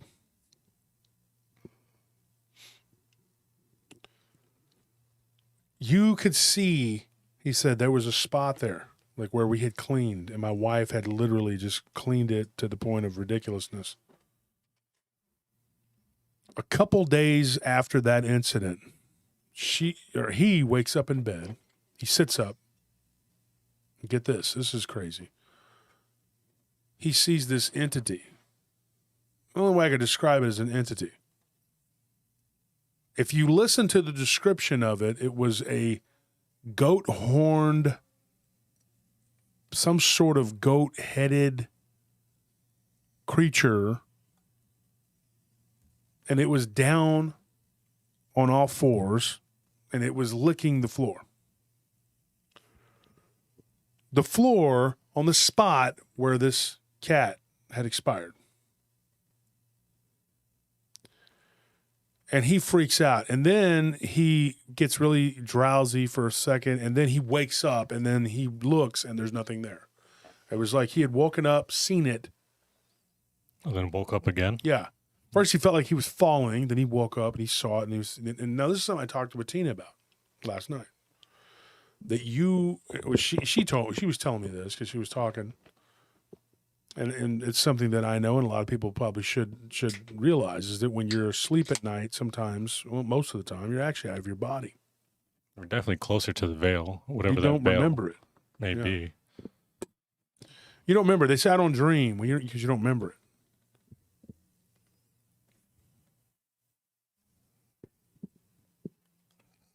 I don't know what's going on, Wedge. I don't know why people are having problems with the stream. I don't know. Sorry if you're having problems with the stream. Gil. But it was a goat-like entity. Now, here is the really weird part. He saw it again with his wife. Like, they literally were sitting there in bed, and they saw a quick flash of something go from the bathroom out into the hallway. And they said it looked like a goat, but on two legs, running out into the hallway. Their youngest son, the youngest son would be her son, her younger son, which is the youngest one in the house, the youngest child, saw this creature literally crawling up the wall one night when he was laying in his bed. He was watching TV, and he had a friend come over, and they were playing video games one night, and he said he saw something weird out in the hallway. The youngest or the friend? The youngest. Oh, his friend. Mm. The youngest, a few days after that, saw this thing literally crawling up the wall. Now, here's what's creepy about that. Like, that's already creepy, but where the feet should have been. Now, if it's a goat-like entity, what does it have? It has hooves. It didn't have hooves. It had hands. There were hands where the feet should have been. They had one of these wraparound porches. Guy was out there literally talking to one of the people that was there to work on the yard. They were a lawn care service. They hear a scream. Something had knocked one of the people down off of a ladder. They got out of there. They said, dude, this is It's too much. Weird stuff.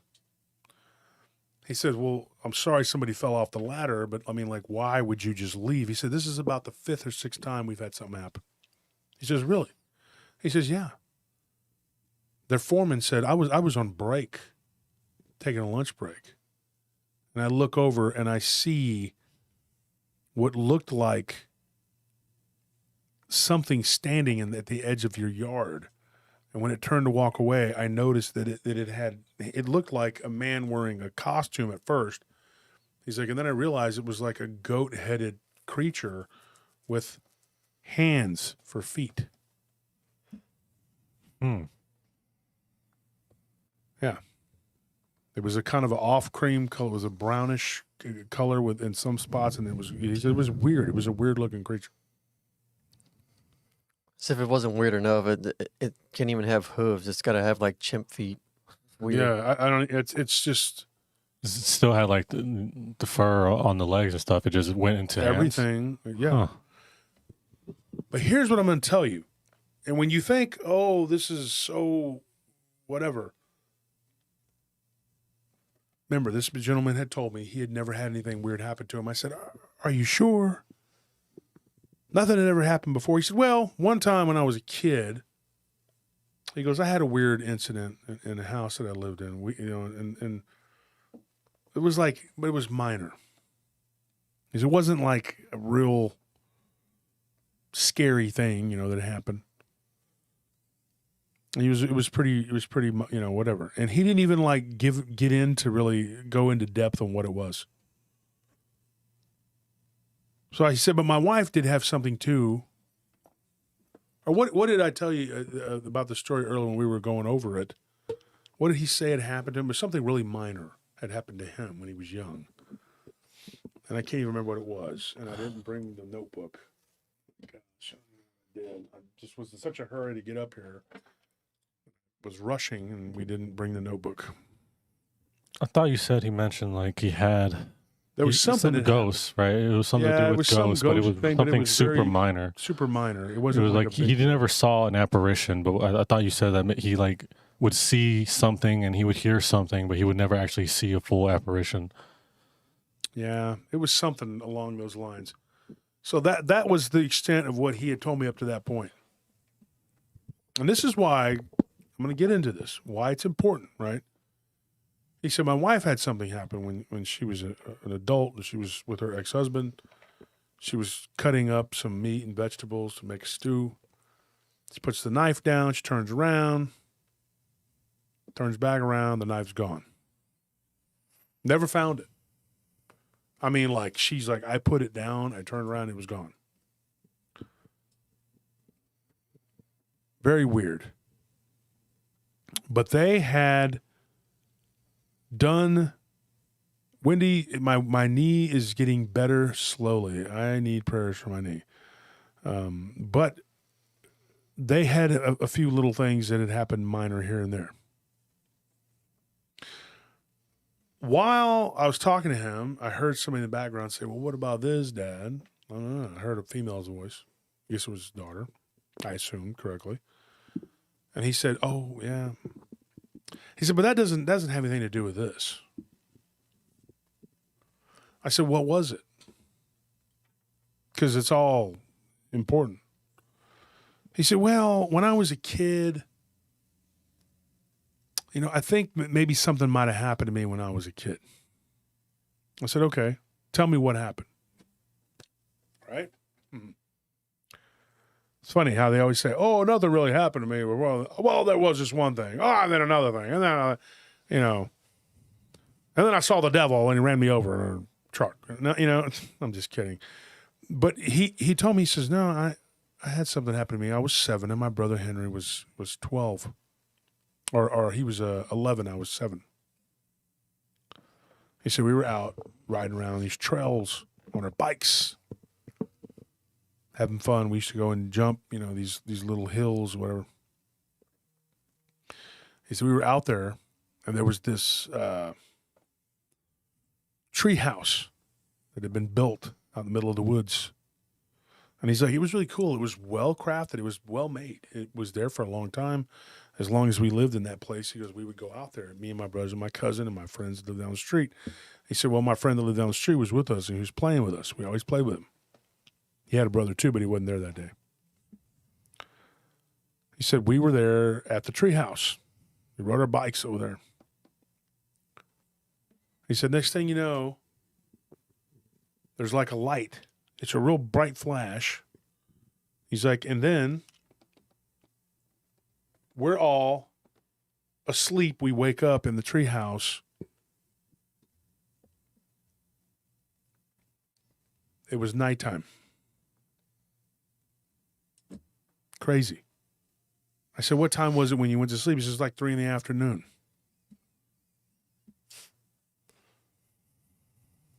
For months after that, he says he had headaches and nosebleeds. Right? The house they lived in, all of a sudden, he had a couple little weird things happen. It was minor, though. It was like ghosts, minor stuff. But his brother had a whole bunch of stuff happen. Like more abductions. Even tried to take what he thought was a tracker out of his body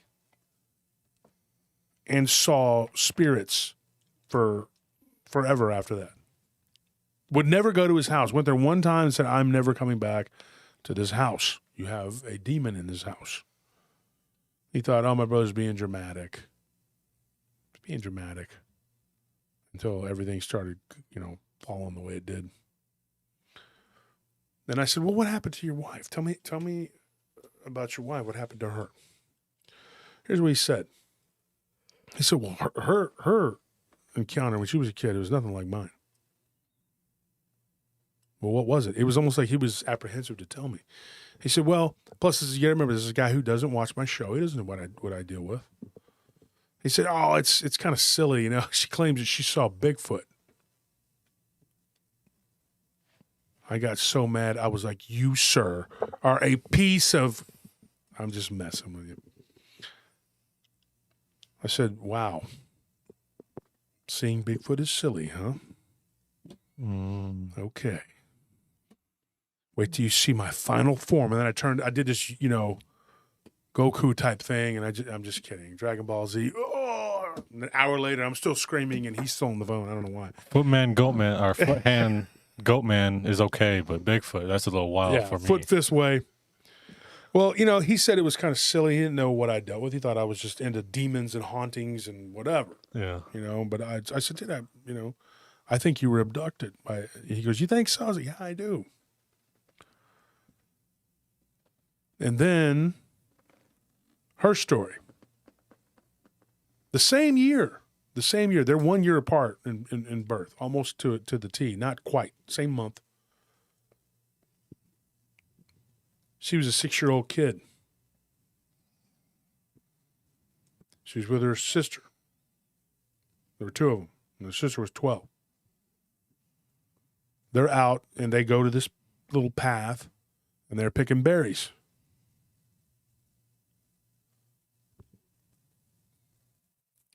And while they're picking berries, they hear a crunching noise and something come out of the foliage. They look over, and right there is this cinnamon brown color. This is the way she described to him.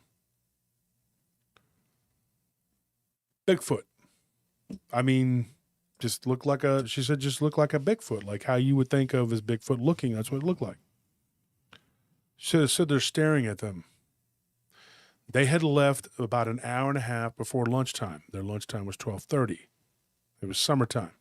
They were out of school. This Bigfoot was staring at them.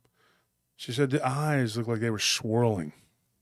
Now, I didn't speak to her, so I don't know. I didn't ask what that meant. I don't know what that was.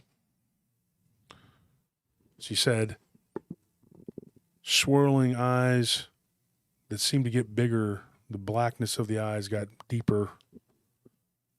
She's like, next thing you know, it's dark. Then they go home. And their parents are furious. They're like, where were you? We were looking for you. The whole neighborhood's looking for you. And they're like, we were out there, we were out there picking some berries, and next thing you know, it was, I don't know what to say. So then he asked me this question, and I answered it. He says, do you think that this could have had anything to do with what happened to me in that house? I was like, I think this.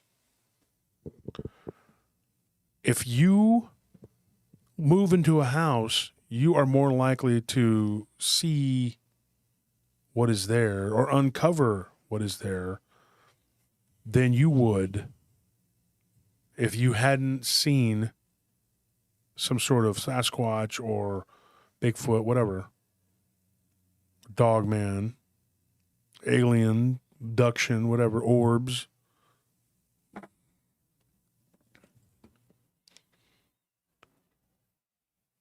What about the creature crawling on all 4 feet? You left the that's I didn't leave it. That's what happened. It just crawled up the wall. I mean, and he freaked out, and it went into the sewer.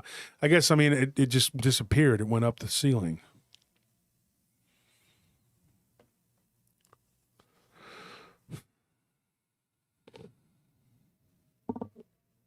So when you think about it, why would these people be seeing a Bigfoot, right? And then this other guy had sort of an abduction. Well, he didn't sort of. He had an abduction scenario. Then they get together and they move into a house. What are the odds? If this is all just coincidence and these things aren't connected, right? You would have to say, that's pretty strange, right? That's pretty weird. What are the odds? I would hazard to guess that it's next to nothing. If you said that the average person only has 1 or 2 of these experiences, which I've heard somebody say in a group the other day, which was stupid, to say the least. And I patted myself on the back for not engaging in fighting with that individual. We had enough problems with the dummy that was talking crap about the artwork of my book. Rest assured, we have permission, sir. I know you're an expert Bigfoot tracker, which if you are, then why don't you bring us proof of this elusive beast so that you can expertly track some sort of being that doesn't stay flesh and blood. That's pretty damn good.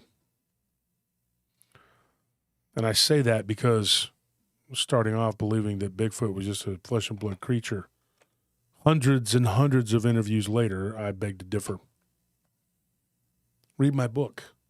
And this isn't a plug for the book. Read the book. You'll get a new perspective. We wanted to do a dozen interviews. We ended up with 8 or 9, whatever. It was just, we couldn't fit it all in there.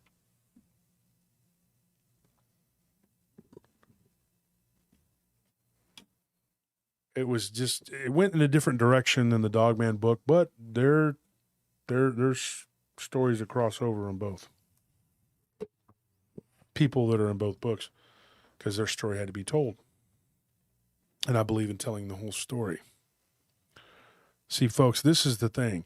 I tell people, and I tell people, and I tell people, compartmentalization is the enemy. This guy thought that what he had seen when he was younger had nothing to do with that.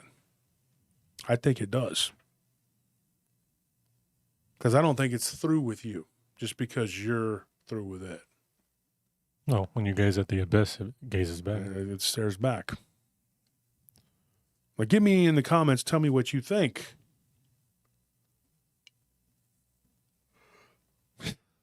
Wendy. Yeah, you're right. Hey, Barton, big fan. How's arrowhead hunting going? It's fun, isn't it? I like watching them do the arrowhead hunting. And then people complain, oh, he needs to do this. And do. I watched him arrowhead hunt the other day, and it was like relaxing. It was like therapeutic. It was pretty cool. Yeah. Barton, you were involved in a lot of the interviewing of these people. You were somebody who I also leaned on to give me direction on how to write, along with Ken, you and Ken, did a lot of work on helping me with these books, and I thank you for that. And then, of course, Lyle and we talked about it on Friday. David Weatherly, Nick Redfern, all of you guys, your input and your help was invaluable. And I just want to say this because, you know, when you guys do go to the conference, make sure to thank Ken because he definitely put in a lot of work to get that all set up, and while also helping us with the book and doing his own stuff. So we appreciate it a lot from him. So just make sure to let him know that you guys appreciate it as well when you see him. Yeah, Ken has been and he is traveling right now and bringing Ann down to Texas. She's moving to Texas, and he's bringing her down, and finally realized the dream. She talked to me months ago and said, I want to move to Texas. I said, where there's a will, there's a way. She said, I just don't know how I could do it. I said, what? Oh, I know what it was that happened to the guy. It was the ships. His dad. Oh, yeah, that's right. Do you want to tell that part? Yeah, tell that yeah. story. So his dad created these model ships in bottles, you know, where it's a glass bottle and you create the ship inside of it. This is the guy that was in the house in Vermont. Yeah. With the goat man with the feet, whatever. He said one time, was it his dad or him that saw that?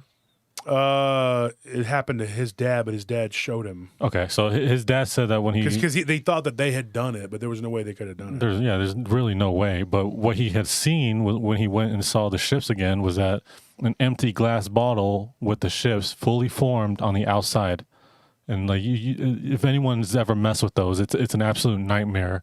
And it's a true skill to be able to build those ships in the bottle like that. So I can't even imagine someone taking that ship outside of those bottles and reforming it quickly enough to that it shows again right there. Yeah.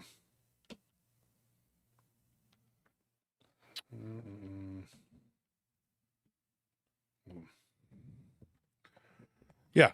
So that was what had happened when they lived in that house. And it all started, all of that stuff at that house, which mostly affected his brother and his sister, started after he had the abduction scenario.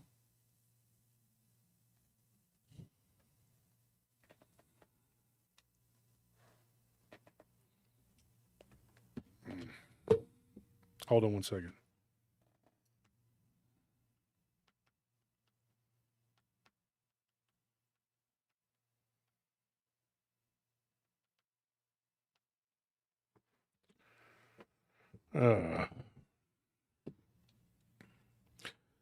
Mondo Sensei Wolf, any encounters from the Kamal River in New Braunfels? Oh yeah, yes, absolutely. Dogman. One of the stories that we got from Hernandez Ranch, and I'll just go throw a quick, I've told this before. And there were several people together that were tubing, and they saw these two dogmen come up to the bank of the river, and they appeared. So yeah, that was weird, and not everybody saw it. Just the people who were from that particular family, they could see them. Nobody else could see them. One guy who was an African American guy who was with them saw what looked like a blurry image moving. That was what he saw. So that's the weird stuff. Anybody got any questions? You want to ask any questions? Feel free to ask away. And I say cryptids, I don't know if a goat man that appears in a haunting with human feet, with hands for feet, would be a cryptid. I don't know what you would call it. A demon. Well, some people want to call it cryptids. I don't call them cryptids. I don't call Bigfoot or Dogman cryptids. These aren't animals. I don't give a crap what anybody says. They're not animals. You can't convince me that they are. I know the truth. I know that these aren't animal. These are not flesh and blood animals. I saw a comment that said, since when are raptors considered cryptids? And I said, yeah, maybe not back in whatever period they were in, but if you saw a raptor right now, wouldn't that count as a cryptid? Like if you just saw one walking across the street, you'd be like, what the heck is that? Because that's not supposed to be here right now. Well, it's like Machile Mbembe would be considered a cryptid. A cryptozoological creature. Mm-hmm. But I don't think that and Ken and It doesn't me and apply Martin here. have all agreed on this. Dogman is not a cryptid. I mean, give me your opinions in the comments, folks. I mean, it's got to be a spirit. I mean, it can be something that maybe. That's why it's like magic, science, kind of, these things could be reproduced in some sort of environment to where they could take DNA and things like that if you had something, from them. But I don't think I would go so far as to label them an animal or cryptid. And if there are flesh and blood ones, as people claim, I mean, They're still in spiritual aspect. Where are they coming from? Yeah.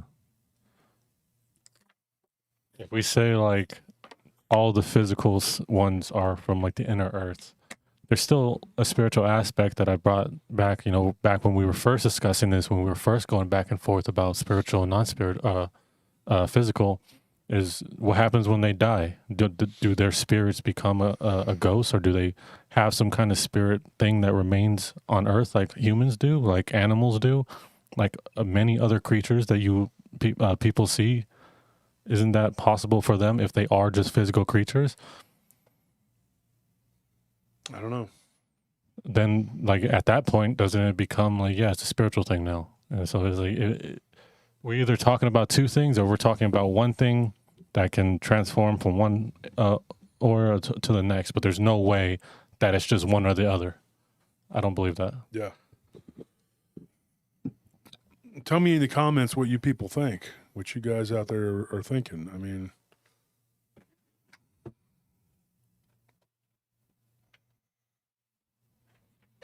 Fistful of Groovy, you know anything about the history of the Cynocephali, Josh? I think those might be considered a cryptid. Werewolves, spirit that can be made flesh. I had somebody tell me that they knew that the Cynocephali were not Dogman. No, this one right here. And that they were not werewolves. So I asked this person, this was years ago when I was doing on another show, and I said, how do you know this? Why do you think that? He said, oh, well, the Cynocephali have straight legs.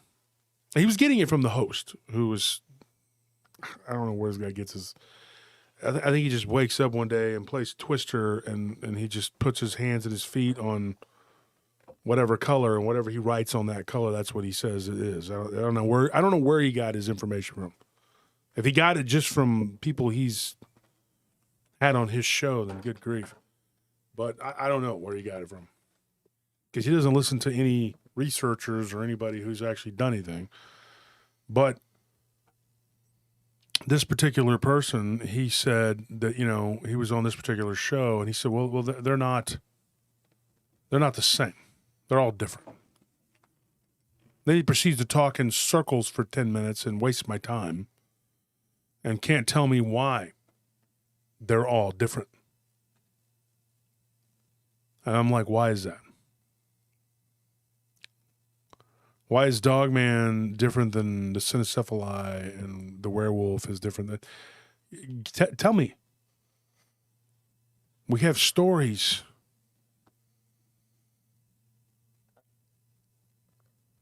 I think people are just they're so desperate for an answer and so desperate to understand, because if you have some modicum of understanding of something that was previously unexplained or unexplainable, it's comforting.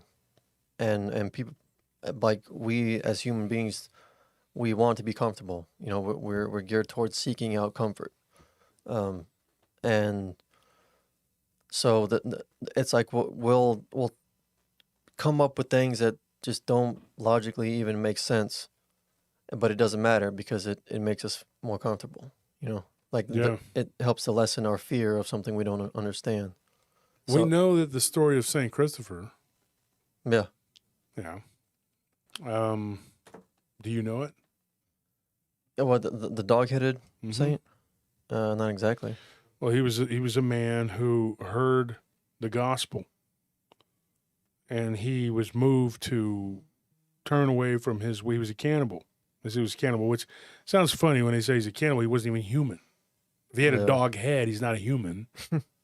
He began to contemplate his own life, and then he turned himself over to Christ, and the story is that he was given humanity, full humanity, because of it. But you got to wonder, what was he in the first place? A lot of people say he was cynocephalide. That's the legend, one of. But then you have these other stories, and they are like werewolves, and then you have some that are like dogman people, and there's always, when I listen to other channels and other people talk, I don't know what to think. I mean, they always say, well, this is a dogman, not a werewolf. I think that they're trying to say the difference is that a werewolf is some sort of shapeshifter, right? And that the dogman is something that's that way all the time. But I don't know which one sounds more ridiculous. That there is some sort of species of dog man type creatures that are running around out there in the woods all the time, or that something is shape-shifting into them, because we sure the heck can't pin them down or find them. I think it might be a little bit of both, actually, where they're shape-shifting from a spiritual form into a physical form. So, like, would you count that as shape-shifting? Wouldn't it be? Yeah. Yeah, that's what I was thinking just now. Oh, like, okay. So I was outside. Yeah, well, I didn't say that. I was thinking it, and then you just pulled it right out of my head. Well, yeah, I mean, that sounds like shape-shifting to me. And if, you know, the native tribes, the evil shamans, the witch doctors, if they imitated that and just did it from physical to physical, it would still count as the same thing. So I guess it really just depends on what you would consider a shapeshifter. Or is it strictly human to whatever creature that they're shapeshifting as, or is it just in general turning from one thing to another?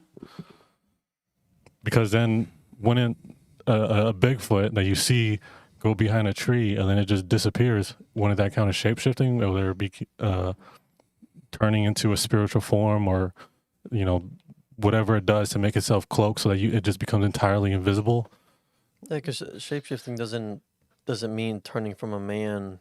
It doesn't exclusively mean turning from a man to something else. It just means, like, literally you're shifting your shape, you know, taking Your another form. Yeah, I don't have the answers as to what these things are. I will say this: I don't subscribe to them all being something different. But then I do. I think they all are something different, but I don't think we can. Let's put it this way: Like, quantify the difference? Yeah, you can't look. Some of these people that will argue and say that they'll be like, well, a werewolf is a shapeshifter, and a dogman is that way all the time, and a cynocephalide is from an ancient bloodline. They're all from ancient bloodlines.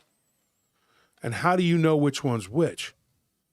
Oh, well, because the straight legs, I've had people say this, the straight legs indicate that it's a werewolf. Why? Like, why? How? Why? I don't get it. What's the difference between that and a cynocephalide and a dogman? I mean, it's all some sort of wolf-headed creature that we're seeing. I mean, it's like we don't know what the heck this is.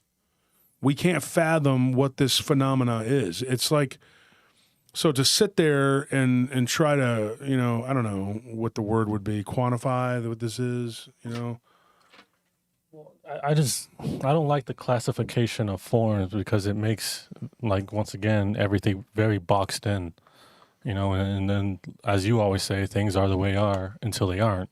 So then what if you meet some new one that breaks all, you know, forms of what you knew, because you really don't know anything about these things, and you could be calling the two entirely different creatures from two entirely different places the same thing, because of your very small basis of whatever small conclusion you came to on the small evidence that you have. Mm-hmm. It's not overt. No. I mean, you know, it's it's like, I don't know how to say it, dude. I mean, like, if you look at like what these things are, hold on one second. It's, I mean, and not to mention, if we are to believe that, you know, these evil shamans were imitating dogmen or whatever, and why wouldn't you imitate it the correct way entirely? Why would you give yourselves a way out like that? Where like, oh, I'm gonna keep my legs straight. And like, wouldn't there also be cases where like some of them are like, well, I want to look more like that one because that's the whole reason I'm doing this. So I'll bend my legs back. So they already have the ability to change their form into a different what creature. about the tribal police officer that talked to us, me and you and Scorpion? Okay, he talked to us. Yeah, I remember. Right? Okay, he saw what he thought was his uncle, and the legs were backward bent like a wolf's. I mean, so that doesn't. I mean, and so, yeah, okay, and then you'll get this argument from people who are like, there is a dog man, there is a skinwalker, there is a werewolf, and then there is a cynocephali, and then there's this devil monkey thing that's kind of an in between. I don't know what they are, and then there's the gugwi. How do you say? Because it's not overt, like we don't, you know, you can't. It's not right there in front of you. So how do you say what is what? Who decides this? Who makes these rules that this is a cynocephali and then this one's not? This is a werewolf and this one's not. Like, who's making these rules? It could just be preference. I mean, like, if you think about it, thousands of people go to work the same way, but we all take different roads because we prefer those different roads. It could just be like one... different vehicles. In different vehicles. It could just be one witch doctor was like, you know, I've been transforming into a fox so much now that I'm kind of used to the backward bent legs, or I'm kind of used to these kind of form legs. Or if another shaman's like, this is my first time transforming, and I have no idea how to walk on these things, so I might want my legs straightened. So it could just be as simple as that, where it's just like one doesn't want it that way and the other does. So then how do you classify those two things as different when their basis is the same? Yeah, I mean, taking different forms could have different like requirements for whatever kind of witchcraft, witch doctor stuff you're doing. And Well, I mean, you know, like you may not be advanced enough in your practice to take one form over another. What if there's a form of science that these beings have achieved that can give them the ability to look like what they want to appear as?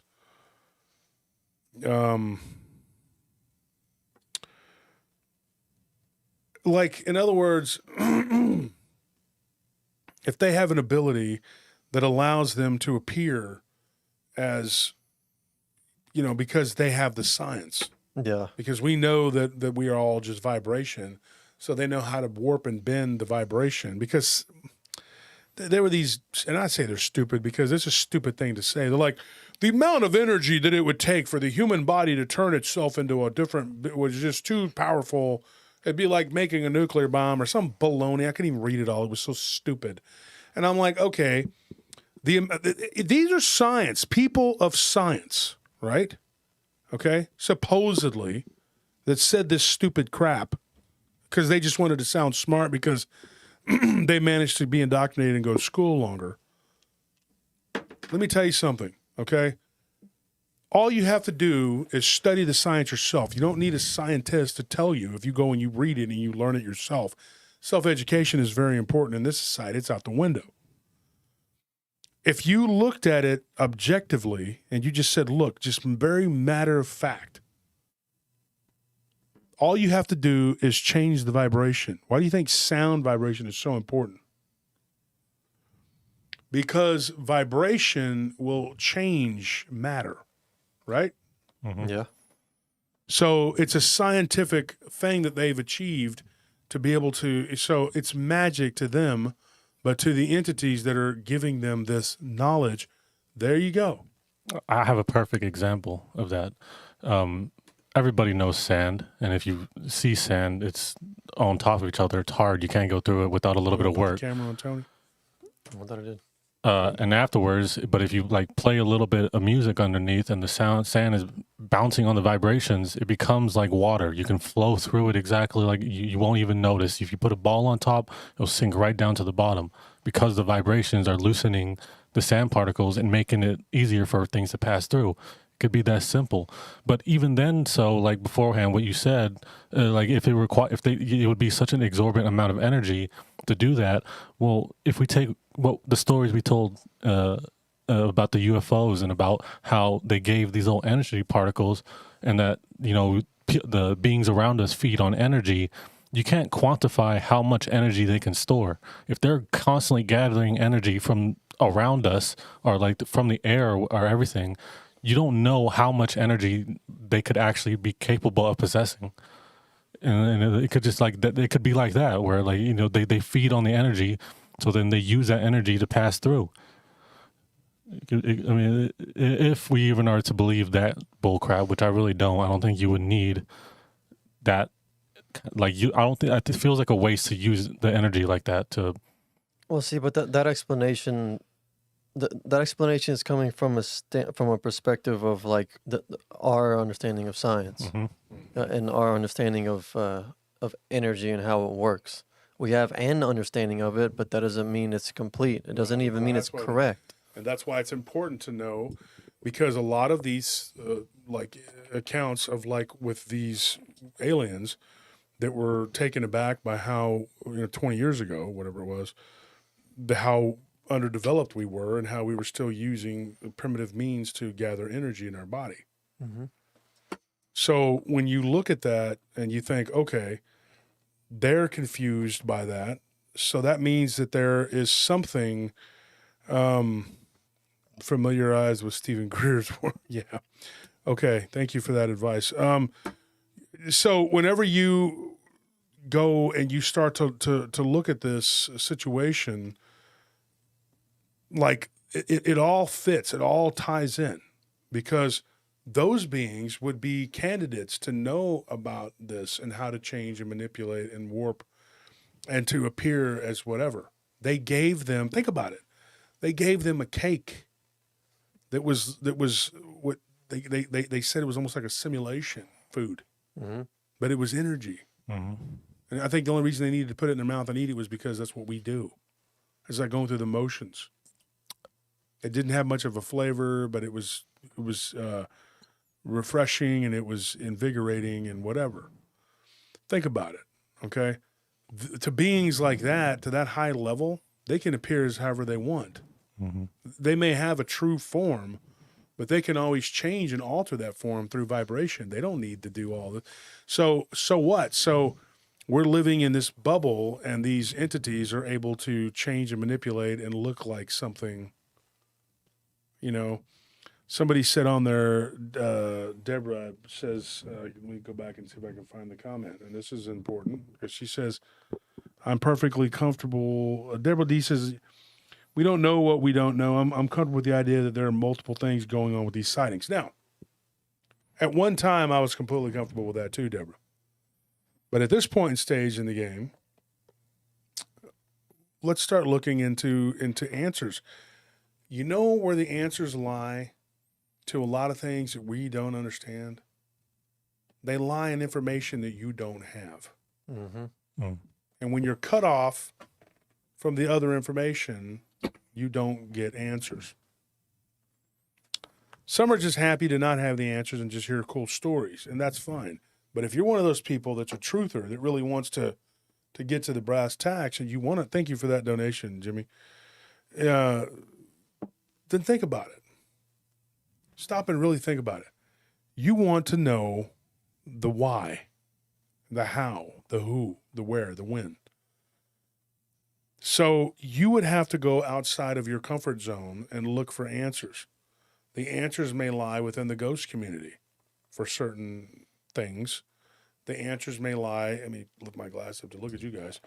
Don't have my bifocals in here. The answers may lie in the UFO, UAP community, right? And the same goes for them. I was on the phone earlier with two UFO guys. One's a MUFON guy. You were privy to the conversation, whatever. And we were talking about all of this coming together, right? Yes or no? Yeah. Okay. So you heard the conversation. You were there in the truck. We're talking about a project that we want to do, right?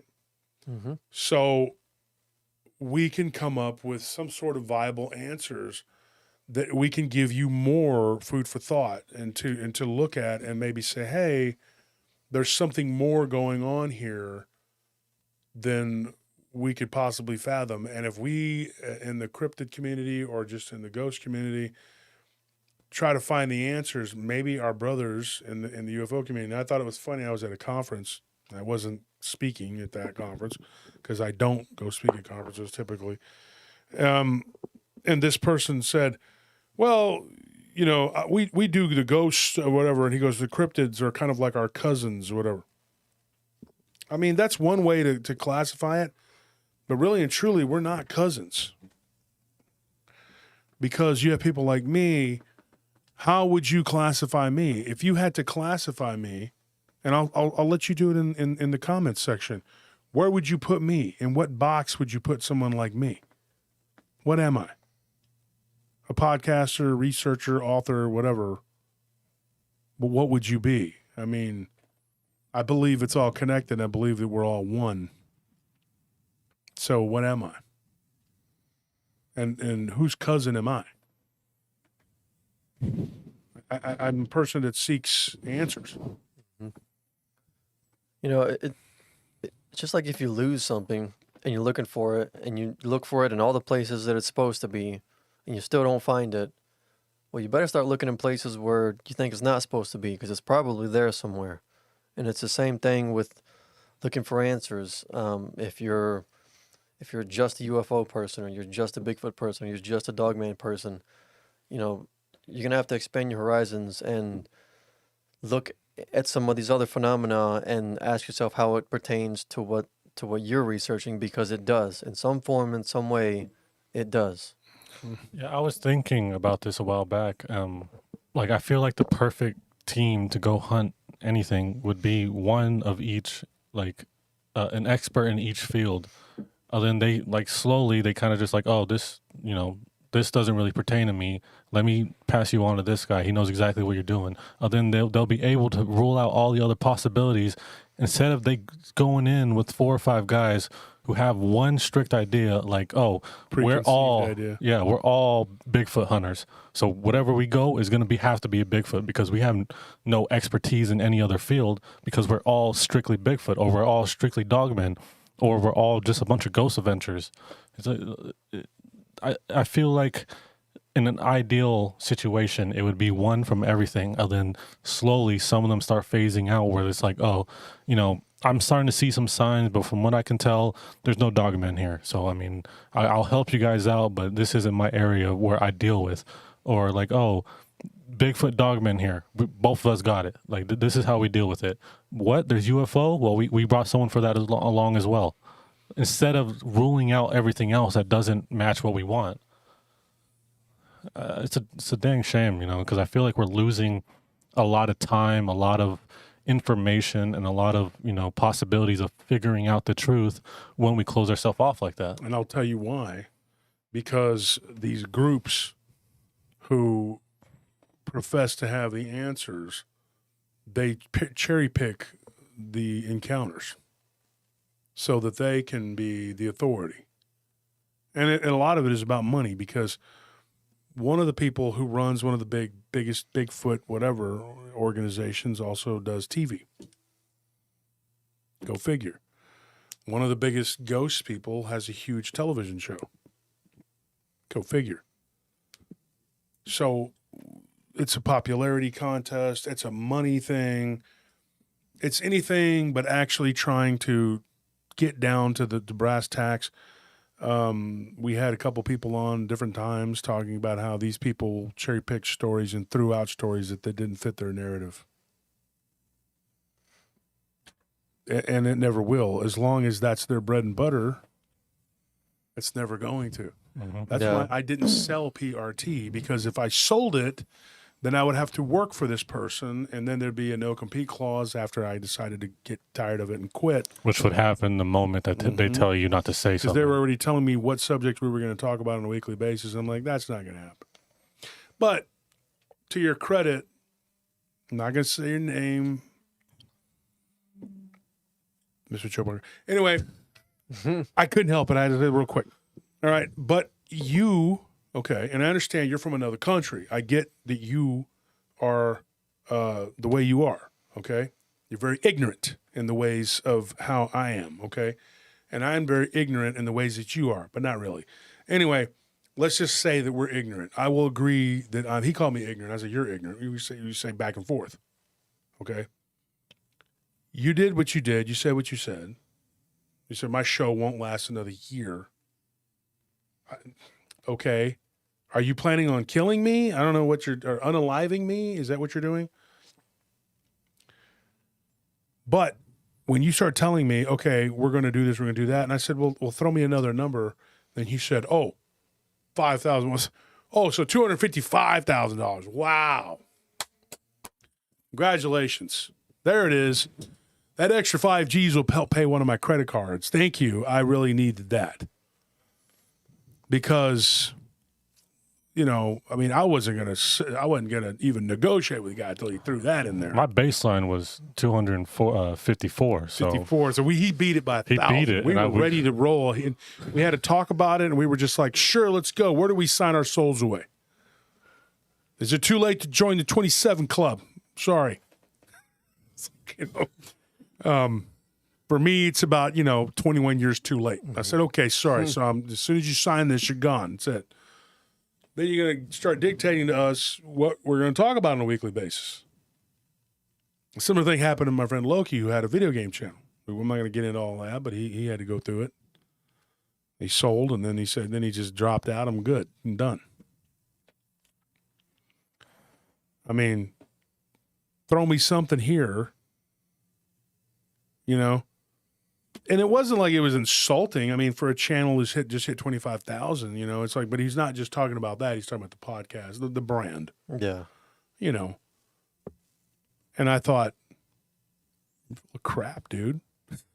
You're full of crap. And when you start trying to bully, get your way in to do whatever it is that you want to do, I'm not going to do that.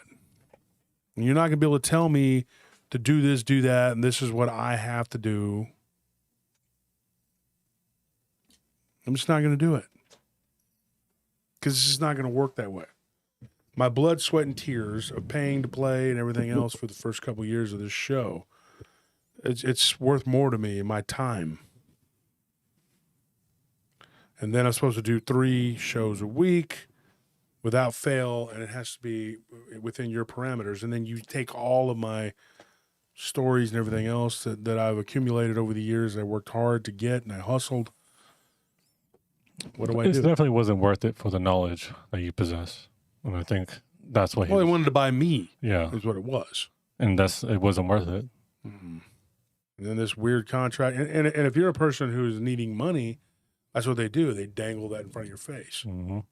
But we don't need the money. We use all the money to put it right back in the show. Back into the show, which we've been doing for a long time. Because when we first started this thing, we all said, this is we've already at first a hobby, and then secondly a business. If even third. Well, we talked about the books. Every dime we get from the books is just going to go back into doing more books until we build a library. That's my goal. And I'm not just a lot of talk. It's not all about just people talking. I'm going to do this, I'm going to do that. One day I'm going to go fly to the moon in my magic motorcycle. Yeah, sure. And I'm going to be the king of Latveria. I'm Dr. Doom over here. Baloney. Okay? You got to be able to say what you're going to say. You got to be able to do what you're going to do. I'm not going to sit up here and pretend like I'm more than what I am. But I have looked at this from every angle. And that is where you find the answers. But there are walls and gatekeepers, and those need to be knocked down. You cannot allow this compartmentalization to go on. And please, I'm pleading with you all who are listening to this to stand with me. And everywhere you see it, everywhere you smell it, everywhere you hear it, just stop it. Stop the compartmentalization. Stop this baloney that they're telling us. And none of this is connected. Because that is not true. Everything is connected. Everything is connected. The We are natural all and the connected. unnatural is just as connected. Just because we don't understand it doesn't mean it suddenly becomes some new subject. I was, thinking back about the story we mentioned earlier, and one thing that really stuck with me is the fact that they don't sweat. And I was thinking, if we kind of like lost the need to drink and eat, those pores could be used. Our pores could be used to intake energy. Mm-hmm. So like that's what I was thinking of. Maybe that's the reason why the sweating stopped, is because they were repurposed for another reason. And since they didn't really know how to do it, it didn't continue. But I think if they somehow figured out how to absorb energy like that, then that's exactly how it would have happened, through their pores. Yep. Jill E says, why are other channels so nasty to each other? We need to unite. That's right. Well, Think of what could be accomplished. Go ahead. I was going to say greed. It's plain and simple. They don't think there's enough when there clearly is. I tell you right now, dude, when you go back and you look at these stories, I'm going to give you another one. You start to see the connection, right? Here's one that I got it's a Dogman story. I'm going to tell you this one. This woman was traveling from, I believe I've talked about it briefly, but she was traveling from Tampa Bay to Tallahassee, Florida. And I got I got the rest of the story, as Paul Harvey would say. Pretty crazy stuff what happened to her. She was staying at her mother's house. Her mother was taking care of her grandmother. Her mother had her when she was quite young. She was like 16. So she was like 24 years old. Her mother was only 40. And she was taking care of her mother. Her grandmother was her mother had her when she was like 20. So they weren't that far apart in age. And her mother was taking care of her 60-year-old mother. So she had gone to visit. She was going to school up in Tallahassee. It was Florida State, I believe. And she says, I was driving back, and I was in the last year of college. And I was visiting my mother, who was taking care of, her grandmother was like basically dying in hospice. And she said, while I was there, she's like, I had a couple weird experiences. And I said, what do you mean experiences? She says, well, I was sitting out on the patio of my mother's home. And she said, and I saw what I thought was a UFO. There was like a little cigar-looking thing moving back and forth at night. It was like a light. It was vibrating. It was like silver. And then it was gone. She said the very next night, behind the property, I heard howling. That sounded so weird. It was like people. It sounded like people howling. That's what she said. She said it didn't sound like anything natural at all. Like people were howling. She's like, have you ever heard someone pretending to howl, but they do it very well? I said, yeah, I had a friend in high school who could do that. He was like, yeah, And she said it was like that. And then it was 1 and 2 and 3. It was like a bunch of them. And she said then that she got scared. She went inside. It freaked her out. That night, she saw what she thought looked like a full-bodied apparition coming up the stairs. It was a woman wearing jeans, wearing a flannel, like over shirt, whatever. Long hair, dark-haired girl walking up the stairs. And she was like watching in just bewilderment, like, what is this? What am I looking at? There's nobody in this house. We're sitting watching TV. She goes up and says, hey, excuse me, hey. The entity, whatever, acknowledged her. It turned and kind of went to look at her, and then it faded away. Like right before her eyes. She's like, I knew it wasn't a person. Then she said she had to go home, back to school, whatever, where she lived. She was there for the weekend. She told her mother about what happened. Her mother says, yeah, there's been some weird stuff here. And as her mother's mother, her grandmother, was dying, she was starting to see, like she was days away. They didn't realize how close, just how close. She was starting to see people that had passed over, like her brother and her mother, which would have been her mother's grandmother, right?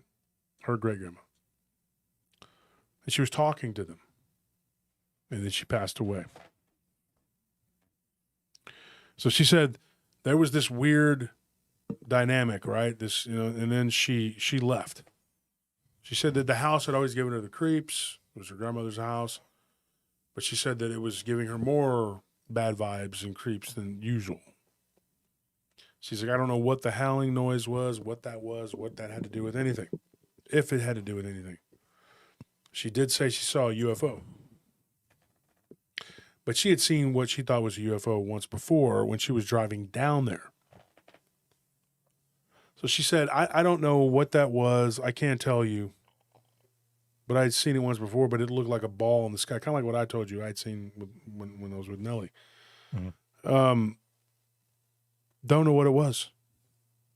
So I told her, I said, maybe you're like an experiencer. And she's like, I never thought of it that way. I never thought that I was anything more than just a normal person who had a few oddball experiences. She had a couple when she was little. And then she said that she was driving home. She was about halfway back to Tallahassee, and she sees on the side of the road just what appears out of nowhere, just kind of up onto the road, out of the woods, a full-on werewolf-looking creature that looked just like a full-body werewolf. Completely. And she was just like in amazement, like, what is that? What am I looking at? What in the heck am I looking at? She gets home, and she's totally freaked out. She calls her boyfriend. Her boyfriend comes over, and he stays the night with her. She's so freaked out, she couldn't do anything. She was completely just frazzled. And when that happened, she told him,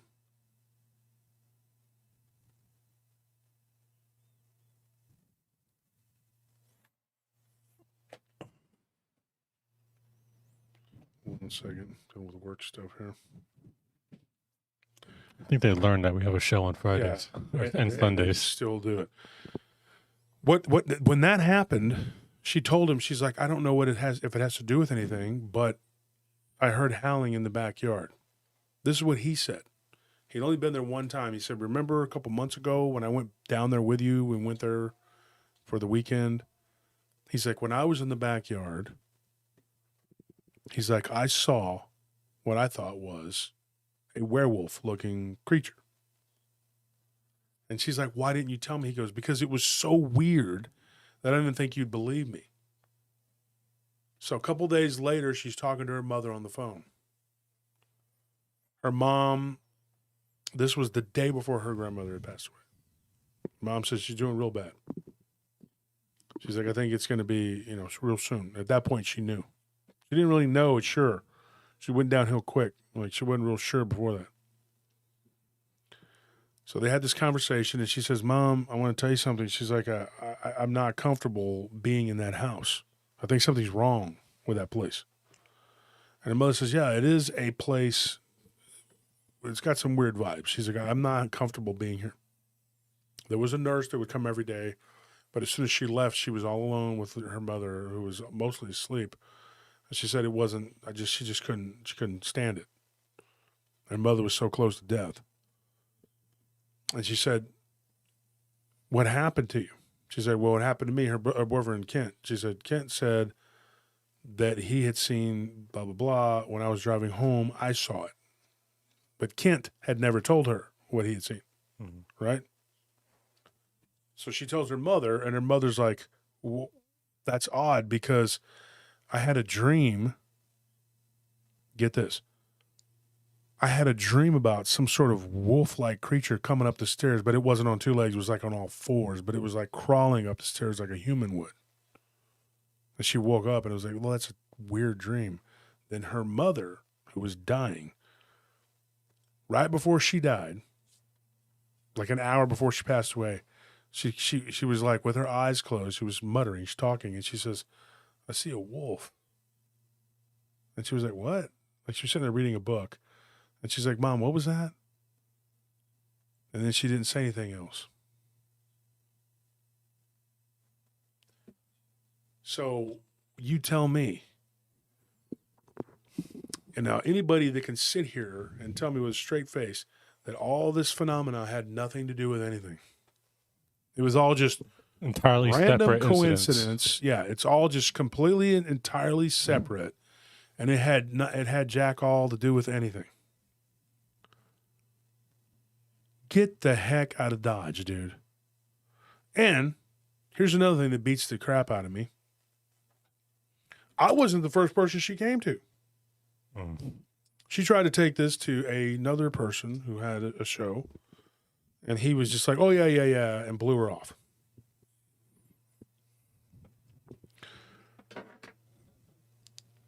So we tried to set it up and build a time where we could get her to come on the show, whatever, but we just couldn't coordinate it, and I needed to tell the story and get it out there. So if you're sitting here and you're thinking about this, and correct me if I'm wrong, but what does that sound like to you? Does it sound like a flesh and blood creature? It sounds like, I would say, at least 4 or 5 different entities, all at different points. And it was all a coincidence. Well, yeah, I mean, just randomly, they just decided to convene in one place at one time and do a mass haunting randomly. You know what's funny? I got in touch with a paranormal research team. I keep doing the quotations, sorry. I got in touch with this paranormal research team who told me just that. We went over this case about 2 or 3 weeks ago, and I was like, what do you think of this? She's texts me back, emails me back, whatever. I think I already told you this, but it was the most ridiculous response. She's like, wow, we get this all the time. And I was like, so it's all connected? No, it's just some sort of random phenomena that just happens. That's not how random phenomena happen. Are you serious? You get... I can't. How do you even where do you go with that? Like this happens all the time, but then it's just some sort of random phenomena. That is the problem right there. And then she's like, of course, there's always this snarky condescendence in their voice. She's like, aren't you? You're kind of like a cryptid guy, aren't you? Kind of like a cryptid guy. I said, no, ma'am, I'm a ventriloquist. I throw my voice. I fool my friends. No, ma'am. I do stop motion animation. I play with it all the time, and I create stuff on YouTube. And she goes, oh, really? That's amazing. I was like, yeah, that's what I do. When I'm not doing that, I juggle and I eat frozen yogurt and rollerblading. Goodbye. Why are you on my friends list? Who are you? Get out. Go. Okay? We don't... Next thing you know, you'll be like, oh, he was hitting on me. We're not here to change anybody's mind, but it's sure as hell a waste of time to try to argue with you. You can't. No. You can't argue with a wall. You can knock it down with a sledgehammer. You can knock the wall down. I'm not saying hit it. I feel like I could get a better... Some of these people would be so strong that they'd be like a wall. You couldn't knock them down. Well, I feel like I could get a better conversation from a wall, to be honest. See, that just further supports my idea that most people, we tell ourselves that our beliefs are based on facts and evidence, but the people who usually stress that are the most stubborn people to convince of anything. Closed-minded. We tell ourselves, like, I only believe something if I have the scientific evidence and proof and blah, blah, blah. But it's a bunch of bullcrap that we tell ourselves so that we can feel like we're smarter than what we actually are. Because ultimately... we believe what we choose to believe. Period. I mean, how many times have you been arguing with someone, either online or in person or whatever, disagreeing with them, and what you are saying has been proven beyond the shadow of a doubt? All of their supposed facts and evidence are on your side. You know you're right, and they still just come away from that believing what they're going to believe. And these are the same people who believe that their beliefs are based on facts. This morning. Yeah. We believe what we choose to believe. there is no in between. You know, like it's another coping mechanism to say that I only believe what I can see or what can be proven. No, you don't. You believe what you want to believe. You believe in do I. air, don't So you? does everyone. And no one is immune to it. I mean, I had somebody the other day who claims that he's a very skeptical person. He only believes he's a man of science, he claims. I said, really? What's your favorite science, rag? I read them all, Oh, I don't read those. Well, what do you read? I read a lot of philosophy and things. You're a man of science, but you're reading Kierkegaard. I mean, are you going to tell me what you do? Voltaire is not science. This person was very smug with me, too. And they were telling me, well, I believe, what did he say? I believe part of what I see and none of what I hear. Okay. This is also in a group where people claims he has a degree in molecular biology, which I don't know that this person does or not. They had a fake name on there, like Warhorse or some craziness, I'm like, really? I said, so let me ask you a question, Horse. What do you think of this? That we are creation and vibration and blah, blah, blah, and all this and that. And, his exact words were to me, I believe it when I see it. Then he went on to say, and a couple people started defending this clown and saying, oh, this guy's really smart. He does this, he does that, blah, blah, blah. Okay, well, great. He's your leader or whatever. You look up to him. I told him, I said, well, what do you think about this? Science can't prove or disprove a lot of things. Man of science. And I'm like, whose science are you basing this on? That was the big question. Get this. I said, do you believe in alternate dimensions? He says, well, technically, we've only discovered that there are, I think he said 6 or some bull crap. Then he went on to say that Michikaku was fringe science. This guy's in a Bigfoot group, dude. And I'm like, okay. Well, critical thinking and whatever, dude, shut your pie hole. I got a song for you. I wrote this one just for you. I'm going to play it here. Shut the hole under your nose. Shut the hole under your nose. Oh, shut the hole under your nose. Take it to heart. Because that's what you need to do. And stay off Facebook. Because you don't know what the Book of Face is all about. You have no clue. You don't know how anything works. You probably don't know how your cell phone works. And you probably sit on the toilet and talk to people all day long and with your smugness. And then you get up and you probably don't even clean yourself. Because you know what? Man of science. I didn't wash car, but I hit it with rock. Yeah, exactly. That's what you are. That's literally one of the dumbest takes I've ever heard, because anyone who understands science knows that at the end of the day, science is the discovery of the unknown. It's literally taking stuff that we don't understand and bringing it in the world where we can understand it. Like, you can't see air, you can't see molecules, you can't see cells, but we have developed a way so that we could. It's just, like, I don't understand his whole point. If there's ever a point where science stagnates and we say, oh, we understand everything, you fail as a scientist. Because, like Socrates says, I mean, I don't even have to quote it because I'm sure everybody knows what I'm talking about. Well, do you know the quote? Not exactly. Wow. I knew that's what he was going to say. I was trying to think of it. He does, all I know is that I know nothing. Yeah, exactly. Because there's different variations of it. Yeah, but it's what it is. Yeah. It's when you break it down to the brass tacks, you get down to the common denominator, whatever. You got to look at these things and go, this is crazy. Now, if it was a one isolated incident, yeah, but there's another thing that people do too that just irks me to no end. And it's so, it's almost offensive. It's obnoxious and it's offensive. And they love to do this thing where And they use these words like actually, basically, you know, and you tell them these stories of what these people are. You even let them talk to the people and say, well, I find it hard to believe that this person's had all these different experiences. One guy listens to my show. He's a professional bull rider. I don't know if I should say his name, but maybe eventually he'll come on the show.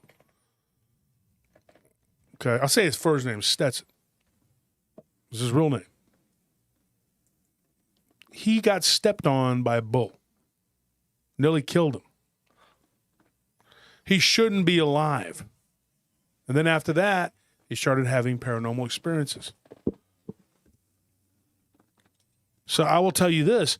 A lot of these people who are seeing these things and hearing these things, like Kim, our patrol person, our patrol captain that worked for us, she died. She started having paranormal experiences. Somebody gets abducted. They start having paranormal experiences. So, yeah, people can absolutely be born with the eye, with the ojo. They can absolutely have something happen to them that makes them susceptible to this, whether it's through near death or, you know, alien abduction. Why is that so hard? Think of this. The gentleman that gave me, thank you, Valerie, for that. Shut the hole. Thank you, Valerie, for that. That was my rendition of, shut the hole into your It's nose. very classic. Been known for Tune in generations. next week as I sing Go Jump in a Well. Here's Tito, thank you very much. Thank you for that donation. That's very generous of you. I really appreciate that. And sorry you were blocked. I don't even know why that happened. But here's the thing. No, we're back, I think. Okay, yeah, there we go. Okay, so something happened to the stream. We were getting too far in there. Going too far in. Anytime we go too far in, they just decide, hey, you know what? And we lost some people because of that. I mean, I'm sure they'll come back, but Good grief. that's real cute. Yeah, that's. Anyway, where was I? Let's see.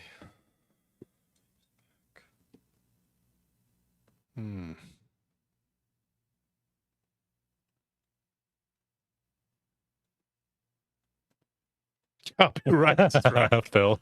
Yeah. Well, I mean, it is a very popular, my new album. Check it out. Yeah, well, everyone's back. Then we got 565 now. It's like, Cool. You don't believe I kill you. That's my new album. Sorry, buddy, about that. Seems like we've been having issues all day, but But when you start to go back and you look at what's happening with these people, it seems like to me it doesn't matter what you say, it doesn't matter what you do, it doesn't matter how much evidence you can throw science and history and all kinds of facts at them. And people love to tell history completely wrong. They love to just, whether you believe you're awake or woke or in between, whatever, the history has to be slanted to whatever their political ideology is. And there has to be all this fakery and bullcrap. And then when you tell them that's not how it really happened, they get extremely mad. Extremely mad. I gave somebody the history of something I'm not even going to get into. That was very popular recently.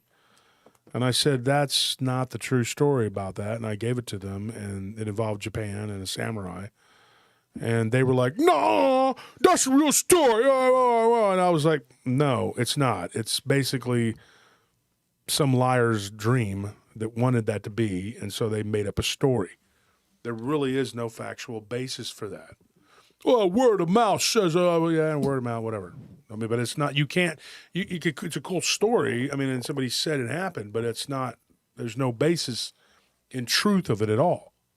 It just sounds cool, so somebody ran with it, and they, decided to make it into something that really didn't happen. It's not true. Well, it didn't happen the way they said it did. And when I pointed it out, they became irate. And I'm like, called me all kinds of names. I'm like, dude, I'm just telling you the truth. I mean, look it up. I mean, Stop the truth going- is what it is. Go, Well, no, because they'll look it up on a certain search engine that'll give them some bullcrap that won't read books from people who've actually written about the subject. That's what I did, and I recommended the books. They didn't want to hear it. They didn't want to have that. They were like, "Nah, I want to believe that this is what happened." So oh, that's I what was went to my favorite search engine, Spinning Beach Ball of Death, and they said that this is what happened. And I was like, okay, if that's what you want to believe, but there are lots of people who've written about this, and it's there. Read a book. But they're like, I don't read books. I read little snippets on the internet, chip, chop, chip. That's what I do. Well, I was there, and I definitely remember it happening differently, so you're wrong. Valerie, it was similar to that, but not quite. It was kind of something a little different, but it wasn't true. It's a very popular story amongst the woke culture, and I corrected them, and they just went crazy like an angry hive of bees. And of course, I'm the bigot. I am this bigot because I told the truth. I'm like, what are you talking about? Like, that's their go-to for everything. It's like, oh, well, you know what? You don't like women. You don't like anybody of color. You don't like white people. You don't like black people. You don't like whatever it is that they can do to throw. You know, I'm going to tell you what, you're a poopa-cockahead. That's what you are. You're just poopa-cockahead. They're more likely to throw names at you than debate you. Yeah, they'll just start talking crap, and then it devolves into them slinging mud at you. And then they always want to talk about how dumb you are. That's their big one, too. That one, boy, ooh. Yeah, Miyamoto Musashi, yes. he's cool. Mm-hmm. Yeah, he was like a Japanese Marcus Aurelius. Yeah, he fought a dude with a wooden, Wooden sword, that's what he did, yeah. after he carved it out of an ore. Yeah. The Book of Five Rings. He had like 60 or 65 duels, I think, right? Mhm. So what's crazy, though, when you go and you look at this whole situation from the way that it's supposed to be looked at, no matter what the situation is, somebody's always going to argue with you, and then they're going to start talking about how stupid you are and how they're winning an argument and they're running circles around you because you're stupid and they're so bright. And then because you're crazy, like the guy that called me a woo-woo nut. Still don't know what kind of nut that is. I tried looking it up on their search engine and I couldn't find it. I didn't find the woo-woo nut. So we'll try some other ones. Like Cryptid nuts. Duck, goose. Yeah. We'll go to that one and see if we can find the woo-woo nut. Because apparently I'm the nut guy? I'm the nut guy? Start calling him Mr. Peanut. No, he died. He's baby peanut now. Jeez. Is it really? I think on the Super Bowl, they showed him dying. He died? Now they have a new one? Is it like Christopher Robbins on the What We Do in the Shadows? He became another. Yeah, he became just like a smaller version of himself, a little Yeah. baby version. He doesn't have any memories of his past. I'm the bad guy? Yeah, I am, folks. I'm the bad guy. I'm the villain that wants to destroy compartmentalization. Are you with me? Because if we can do this, then we're building a better tomorrow. We're the Wu Tang. We're the Wu Tang Clan. I'm going to bring my own clan symbol, my like the Oda clan, the Japanese, the Oda. I have the shirt at home. I'm going to bring it. I'll wear it on Friday. Look up Nobunaga, Oda Nobunaga. Look what he did. It'll show you. Just read about it. Like I was telling Barton today, we may be gone when all this, the change is truly affected. But you know what? At least it happens. You still got to set the path. Somebody told me when I was talking to them about it, and they're a friend of mine. They weren't trying to be mean, but they said, you won't do it in your lifetime. We won't see it. And I said, so what? As long as it happens, I don't care. Because it has to happen. In order for us to get to where we need to be, as a people, as a civilization, and to grow, it has to happen. We cannot continue on this path that we're on because we're not getting where we need to be. Used to play Nobunaga's Ambition. I beat that game one time. Tried playing it a few months ago, I guess. So freaking hard. I could not. It was so hard. I couldn't do anything with it, even on the weakest setting. I was, this has got to be a Mandela effect because I was killing at this game when I was younger. I first read about him when I was 17. I read a book about Alexander the Great when I was 13, and I thought, this is what I need to do.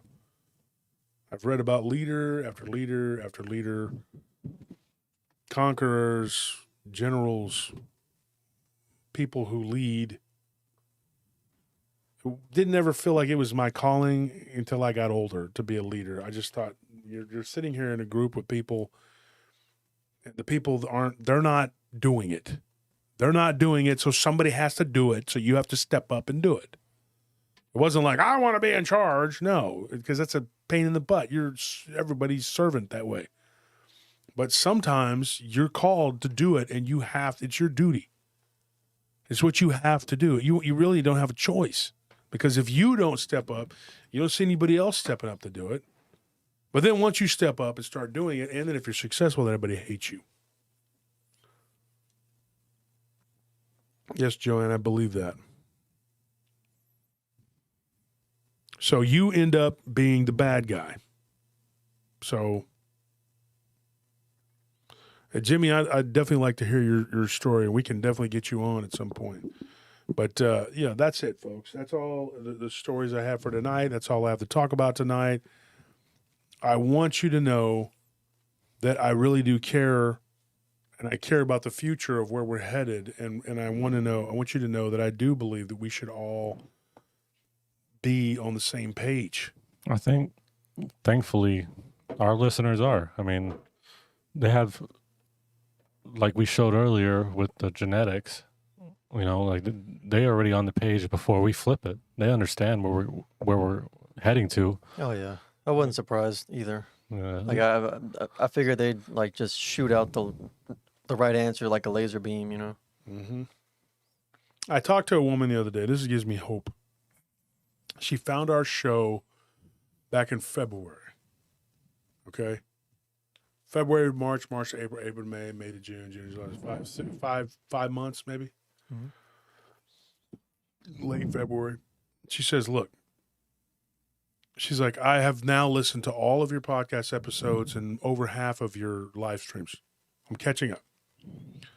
She says, it completely turned my views on the world and the nature of reality and everything that I thought we were doing and dealing with. She's like, it turned it on its ear. And I'm glad for that, because that means that we're doing the right thing. We're on the right track and we're making progress. Because it's more than just getting these stories and talking about these weird things. There is a way to get to the answers. But if we don't work together, we're not going to. The infighting has to stop.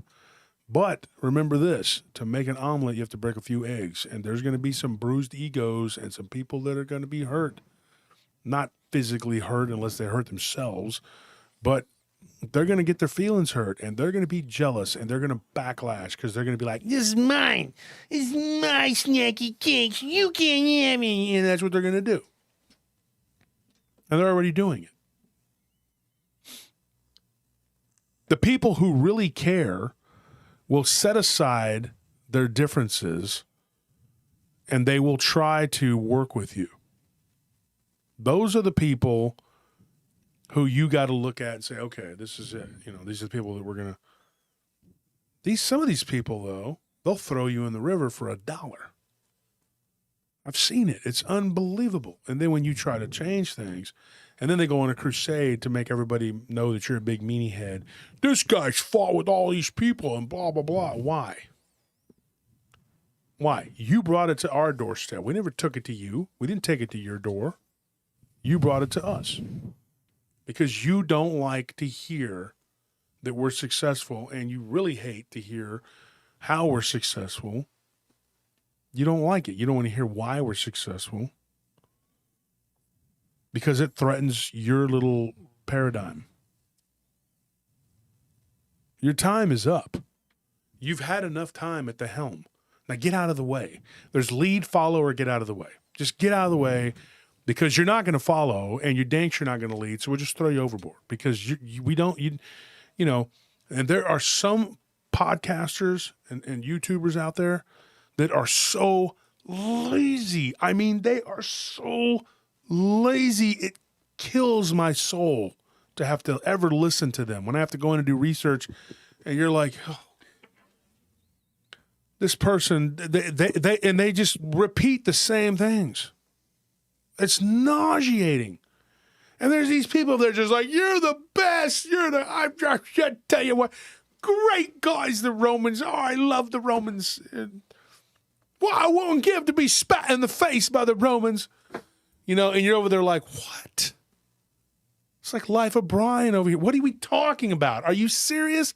You're following this guy like he's the Messiah? Talking about how great he is? He says the same thing in every show, and he puts anyone up there to talk. And you're just eating it up with a spoon like you're just...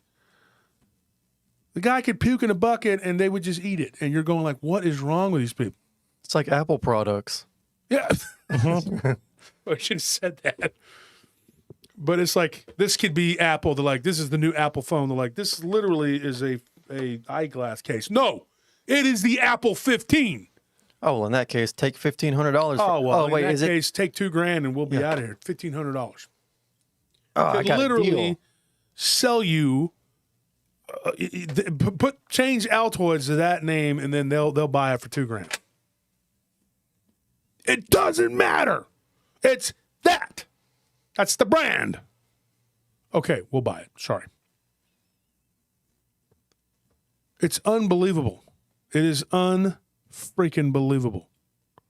Layla, or however you want to say your name, romanticizing the Romans. No, that's from Life of Brian, where the guy's like chained up and they're obviously torturing him, and he's over there kissing their butt and talking about how great they are.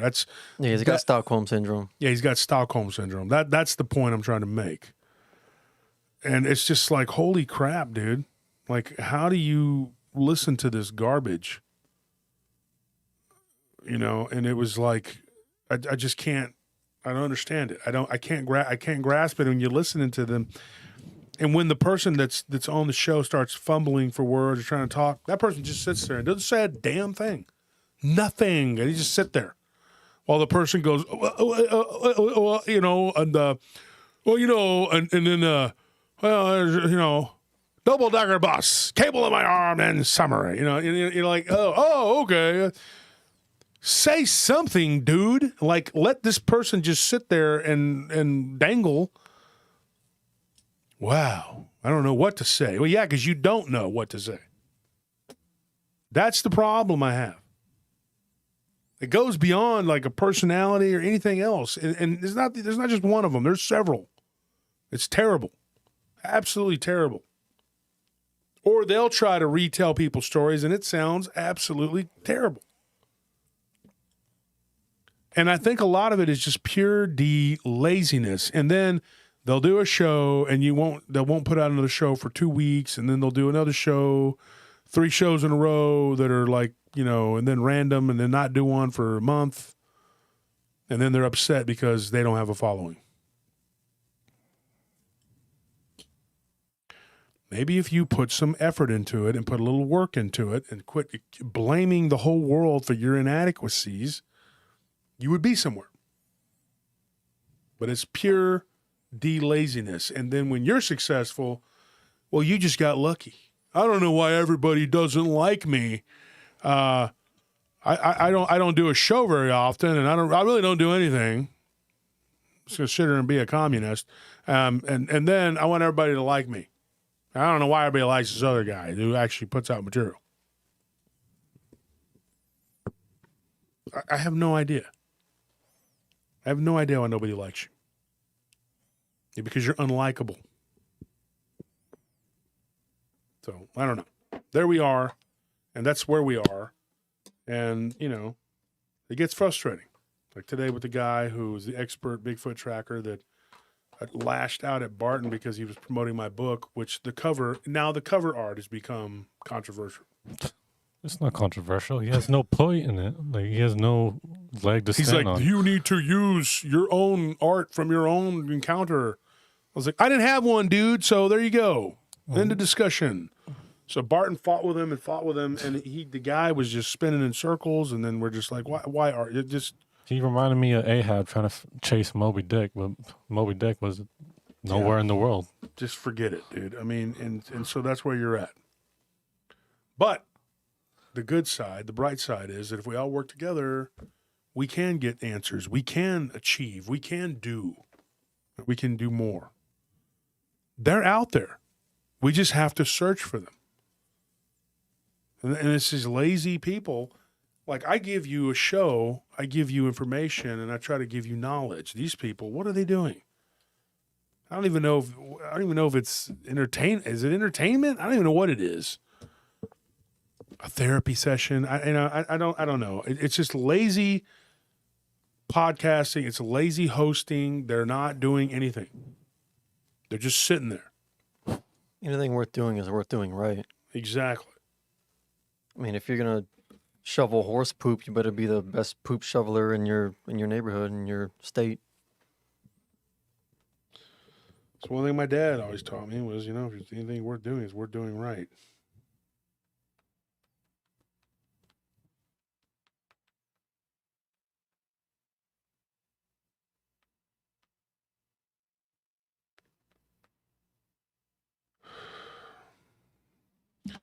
All right, folks, that's it for tonight. Thank you for tuning in. Sorry for the little rant at the end there, but I do stand by what I say, and I do think we need to just do better.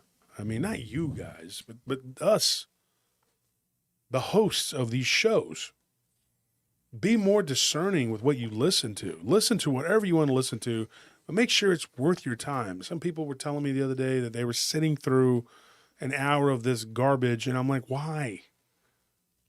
To get a little bit of kernel of information, just you have to sit through this nonsense.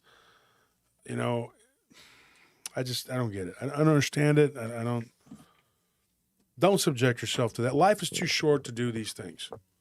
To listen to bad podcasts, and it's too short to listen to bad music.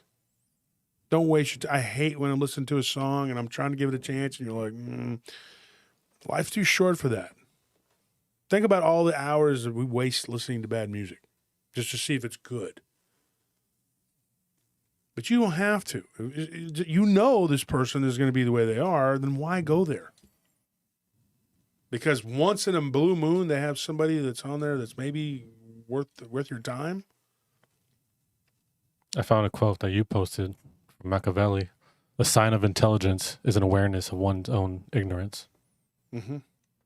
It's plain and simple. Be aware that you don't know crap. Well, also be self-aware enough to know what your weaknesses are. It's like you're standing around at the grocery store and somebody smells bad.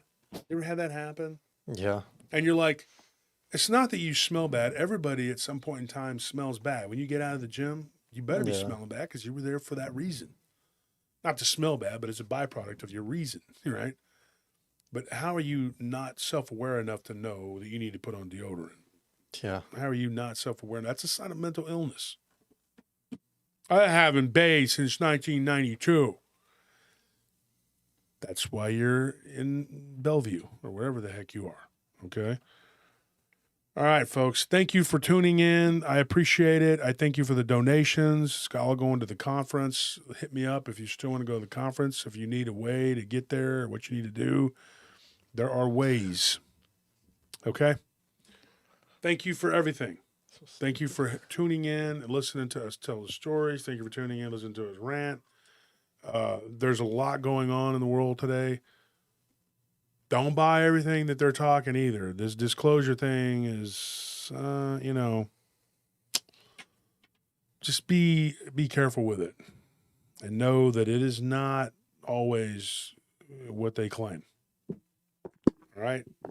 Thank you so much for tuning in. Good night.